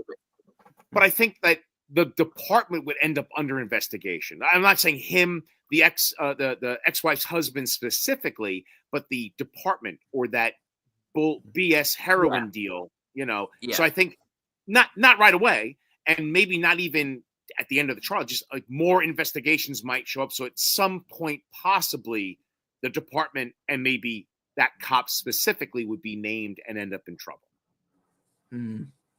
Yeah, well, it could be a RICO case as well. If you can connect one person to some kind of conspiracy, then maybe you can connect a lot more. That's I don't really know the full, the procedure. How it all as well, works but- legally, yeah.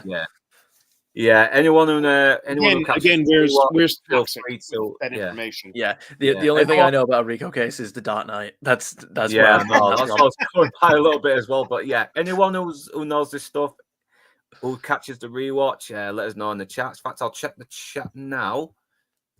How many times have my yawns been mentioned? How many times have I Yeah. yawned? That's a good question. I think it's about 2 or 3 times. Fair use. Oh yeah, because you use that. Yeah, Tony's only so contagious. Easy critter. Tony would yawn. He wouldn't notice the house missing him. He'd be going to The house prison. missing around him. Oh yeah, He'd be going 'cause to prison. he's- Yeah, I've got a fucking You yawn. cough yawn. Hey, look, Nick, I already made the joke about the cough that time. I did that one before you. Yeah, So no you just described- professionalism whatsoever. Tony just described the stream. Yeah, what was you saying, Tony? Sorry about that. That was rude of me. No, I was just saying because Nick's last comment about even the cough yawned. I was saying, I was like, look, I already made the cough yawn joke before. I already made a joke about that specific yawn, so I stole that one before you could. But yeah, the no professionalism one. It was just around what's the guy's name? The bail bond officer, the guy who keeps screwing everyone over. That was just that scene. I That was we were calling talking Jimmy about. P. What's the name of it? I need to get my Internet Movie Database up. Sorry. Let's have a look. Okay, it's the character's name. Oh, Cypher from Matrix. Yeah, the That's bloody just- page is reloading again. Sorry. Here we go. Eddie Moscone. Yeah, I keep calling him Joey P because he's basically playing the same part he mostly plays in other stuff anyway. But I think That's didn't he also play Guido the Killer Pimp in Risky Business? yeah, he did. Yeah, I totally he's in forgot that. about Yeah. 3 or 4 times. You count the fake cough. All right. The So, yeah, fake we still- cough. I see. obviously, Okay.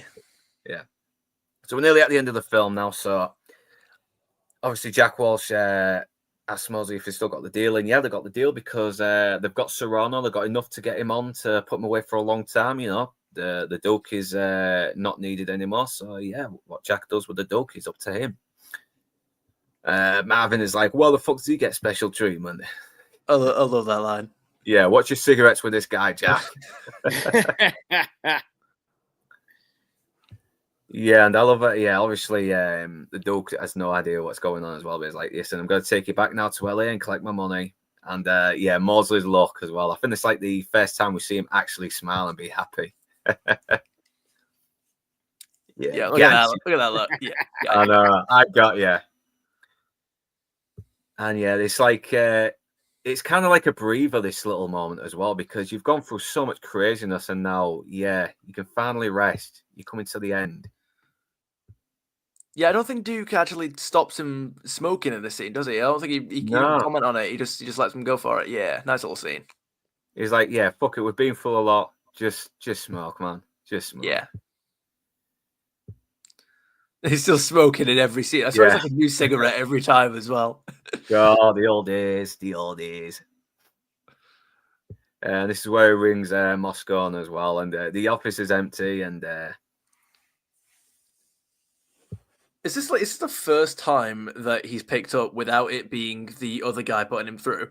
I know, where is the other guy? I mean, Well, did he it actually looks, find it's, out it it looks was like him? it's later. It's later at night, so I guess the other guy went home. Oh no, he actually says the feds picked him up. Oh, Oh, yeah. right. Yeah, in this conversation, hey, where Yeah. the Oh, feds crap, picked him up. Yeah, so the other guy's been picked up now as well. He's been because I mean, those guys were in the truck, weren't they? And they saw him going making secret phone calls. So obviously, they must have suspected him ratting out to the mob. And this is where he tells him at the airport, and guess who I'm with? I'm with the Duke. He's like, you got him, Jack. I love you. He's like, I want you to say hello. So he tells him to say hello, and he's like, hey, I got you, you little scumbag. He's like, now say goodbye because I'm letting him go. It's like, That's gonna be like the perfect fuck you after this. And, like, it's like he's had him for a week. no, it's like, He's been trying to do you don't deserve to have the Duke. You deserve to have your business fucking go down the way you've been acting, the way you've been proceeding with your business, conducting your business, I should say. Because De Niro's kind of like got, he's kind of achieved what he's needed to do. He got the scumbag that ruined his life, got his revenge. He's kind of like, I can't really fucking describe it. Yeah, moving on. He lets him go, and I love how Grodin's smile as well before it goes to this. I don't fucking get it. But he did what he set out to achieve. He got him to LA by midnight. Yep. I love the line that we're going to get to in a minute as well when he leaves the airport. It's like 25 to midnight. I could have made it. Yeah. I know. It's like, I don't know what to say. Knowing you don't say anything, don't you? You make me want to put those back on. It's like, but yeah, they've bonded as well, and it's like because in a way he was kind of just wanting to get out of this miserable business, but he's found he's kind of redeemed himself as well. He's kind of like found some kind of hope that he could do good again. And he's even willing to accept. He's willing to walk away without the fucking bail bond money for the Duke anyway. So yeah, he was doing that, and we get this bit where he's about to give up the watch. Yeah, he gives his watch to the Duke. He's moving on from his ex-wife and his no life. Yeah, that is good writing. Good character involvement, and a good redemption. I just came up with that line right now. Yeah, thanks. Yeah, and this is where he pulls out the money, and it's like, yeah, he had money. I knew you had money, but when you said you had money, I know, because I like how he's giving it to him like a grandma would give a secret $10 bill to a grandkid. Yeah, like here, take it. It's not a bribe. Here, it's like it's just the weird idiosyncrasies that he chose to do with this character is funny because it sets you off. It throws you off that he's kind of nebbish and quiet. But he can fly an airplane. He speaks other languages. He had money hidden the whole time. So, like, who is this guy? I know, and I know it's like, and it's kind of it's not really a payoff as well because he's chucked the job in, hasn't he? And he already let him go, so it's not a bribe. It's not a payoff. They're done. That's it. He already let him go. That's what I was trying to. That's what I was trying to say. Fucking hell, my brain today. And yeah, it's like it's more than the it's how much money was it? It's like over 100 grand, something like that. Some 200 grand, I think it was.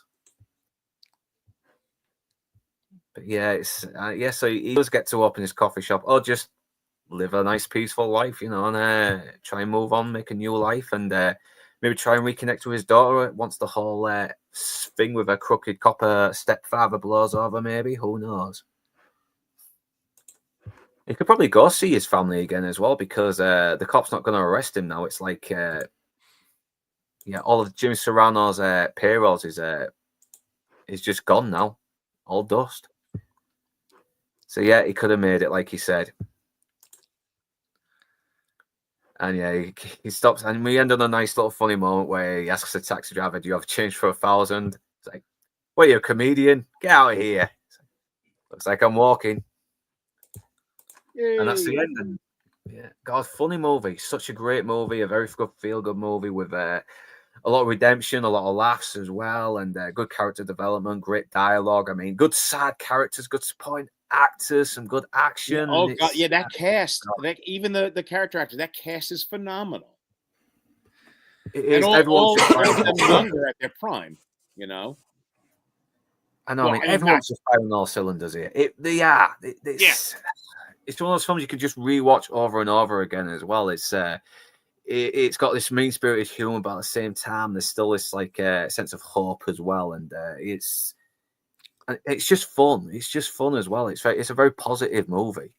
I could only imagine the train wreck it would become if one rebooted this for the modern audience. Not to beat this concept to death, but just like, could you imagine how awful this would be if someone came along and did a script and a producer director decided, put in the message, and it would just be complete garbage. Yeah, I don't want to think about that because that's what we seem to be saying all the time. Imagine if we did this, if they tried to do a modern remake of this movie now. It's like, yeah, Hollywood, leave this stuff alone now. Enough remakes, enough reboots. I mean, all right, the Naked Gun was kind of funny, and Nobody 2 was okay, but come on, I'm fed up for reboots and sequels now. All right, calling it now. The Midnight Run reboot is going to be at least announced before 2030. Motherfucker. So yeah, I was expecting something with more commotion, action, or something extra in the airport scene, especially with all the bystanders there. All right. it was wrapped up quite neatly, wasn't it? And like very, very quickly. Yeah. I don't think having an action set piece or another shootout in the airport would have dragged the film down a bit. It would have been almost like unnecessary. Yeah, it would have been like Die Hard 2. Yeah, letting him go was unexpected after all this time they spent together, but because of the time we saw as an audience, makes it a possible choice, an acceptable one at that. Yeah, because he's kind of achieved what he's wanted to do as well. He kind of has this. He's kind of had. Maybe he's got this moment of clarity with finally nailing. He's got this feeling of maybe hope, and that he feels like he's redeemed himself. He doesn't need the money now. But he gets the money anyway because the Duke hid it from him, and because he let him go, he decides, okay, I can't leave this guy empty-handed. He's done me a massive fucking favor, a big favor. He's spared my life. Yeah, so let's give him some money so he can do whatever he wants and maybe make a new life for himself. So I kind of like that. So it's a movie that could have worked having a sequel. I don't know. I'm glad this is a one and done movie. I want to take Nix's point. You would, if they did a sequel, you could do something with Jack, by himself. You could do a prequel, maybe John Ashton and Jack Walsh. De Niro and Ashton were partners. If you did a sequel including Grodin, it would be a really bizarre leap of logic, or crowbarring something where they have to work together, or he's got to bring in someone else that knows Charles Grodin. I can't imagine. Maybe someone with just the character, John Ashton character. Yeah, I think maybe a sequel just about him as well, and maybe he found some kind of redemption. Who knows? But because the actor's passed away now, I don't think we're ever going to get that. And to be honest, maybe it's one of the things where just let sleeping dogs lie. But we're coming to the end of the show now because we're running up like 3.5 hours now. So yeah, I think before we go, final thoughts on Midnight Run. I think I've already just said that after I finished the slide. So yeah, Tony boy, final thoughts. Final thoughts. I'll probably be giving it a rewatch at some point. I don't know when. I very enjoyed it. I very much enjoyed it. This was my first time watching it just today. It's weird because it's one of those films that I've never heard of before, but you hear a lot of someone that's my age, you hear of a lot of older movies that you've never seen, and you know bits about them because you hear people talk about them. But Midnight Run was just one of those that I only heard about it when you invited me on the stream. That was never heard of it before.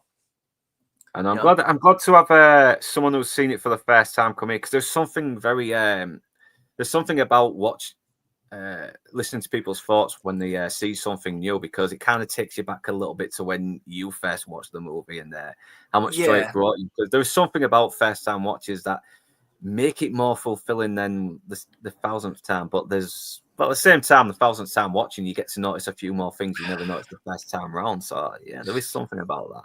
So, Critter Kingsford, final thoughts on Midnight Run. Just to echo before that, I watched this movie a bunch way back when. I saw it in the theater. I had it on VHS, and granted, I watched it quite a bit, but then years have gone by. When I went to rewatch, I'm like, oh, that's right. Oh, that's right. Oh, that oh, Yaphet Kotto, that's right. So again, not just to complete echoing whatever else is saying, it's a fantastic film. I absolutely enjoyed it, and I always go backwards. The quality of films today, not so great. The qualities of the 80s, the 90s, the 70s, old sci-fi, old westerns, action films, earlier De Niro.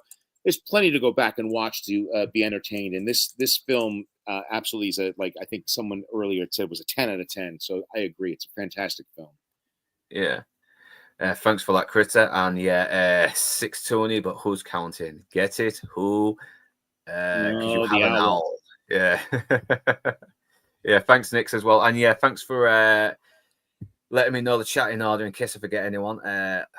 Chats in order: Mr. E, The Outcast Creative, Rachel Persier, Horror-Winard, Fandad Menace, Critter Kingsford. Yeah, thank you very much. And Bruce McFadden, RRTNZ, and thanks for the super chat, Demon Knight 1995. Trump Daddy, Rachel Mollier, The Elder Millennial. I hope we get to see more of you as well in future streams. You're more than welcome. And if you haven't subscribed, please subscribe to my guests. I hope they're in the description now. If not, I will put them in later. So yeah, Box Office Brawler as well. Going to try and get you on for that Red Dwarf stream on September. So, and The Inside Man, always a pleasure. And I hope to have you on again soon for maybe Chopper or another film soon. So yeah, thanks for joining me. And before we go, I've just recorded Nobody 2. Yeah, I know I just mentioned I'm fed up of sequels, but this was an okay one. I do recommend it if you're after something a little bit safe and predictable at the cinema. So yeah, that'll be my next review. And next week will be top 5 episodes of my Miami Vice season 5 with Admiral T, Glow Toxic, RRTNZ, and and I think I got another guest, but I can't forget now. I do apologize to the person. So yeah, so Tony Boy, what's next up on your promotion that you want to promote? So the standard kind of content that I do is gaming stuff, let's plays and playthroughs. In terms of fresh content, like the RoboCop series and everything that I had going on, I'm putting a small little pause on that for the time being while I'm trying to move a whole load of videos and streams over to Rumble. That's what the kind of where I'm spending the time at the minute. So those are still technically re-uploads, but on a different platform. But I've got plenty of playthrough material for games that I've completed, like the Mass Effect playthrough and all that kind of stuff. I was in the middle of a Mass Effect Renegade run. These are all things that I do plan to return to, and I do also take suggestions. Yeah, plus the Mass Effects, they're going to take a lot of streams as well because there's just so many hours to play from. I need to play my Legendary edition from the PS4 because they've done a lot of cool changes as well. That's pretty much improved on the original first one, apparently. So I look forward to playing that sooner or later. It's just getting the chance to do it, especially when you're editing videos. So, cheers for that. Boy, Critter Kingsford, anything you want to promote? I think you got one video out about a dictator with his kids as his soldiers. A lot of parodies of sci-fi and fantasy and trailer spoofs and mini movies. Some I'm very happy with, and some you got to bite your tongue as you watch it. But go check it out. Just some random. I just recently did a Fantastic Four action figure trailer for the new movie in Spanish. And yes, I just did a Civil War letter from the front line home, but in a science fiction setting where it's the villains who are sending a letter home to his wife as he's trying to oppress and destroy a solar system far away from his home world. Yeah, That's I it. thought So it a was lot of funny. nerdy I stuff. liked it. I liked it because you got cute little kids fucking slaughtering and taking over Yeah, the world. So yeah, it's funny. I appreciate that. Thank you so much. And again, thank you for having me on. Again, this movie is fantastic, and I had a blast doing this. I appreciate it. Yeah, glad to have you on. Glad to have you on, Tony Boy, for the first and hopefully not the last time. But at the moment, I will have to shoot off as well. And I know Tony Boy is tired. And so, yeah, everyone, thanks for joining me. And whether you beautiful bastards are Northern English or not, thanks for watching. And do remember to like, comment, share, subscribe, and to ring that bell in order to be notified. And if you wish to further support this channel, the links will be in the description below. But right now, that's me done. That's us done. And we're off to the pub. So enjoy your weekend, you beautiful bastards. Baked potato changed my life. Baked potato showed me the way. If you want to know what is wrong from right, you must listen to what potatoes say. Don't be good, don't be bad. Baked potato, Don't be happy, don't be sad. thank you, baked potato. And if you want to have a better day, you must listen to what the baked potatoes say. Don't be early, don't be late. Thank you, baked potato. Always eat what's on your plate. Thank you, baked potato. And if you want to have a better day, you must listen to what the baked potato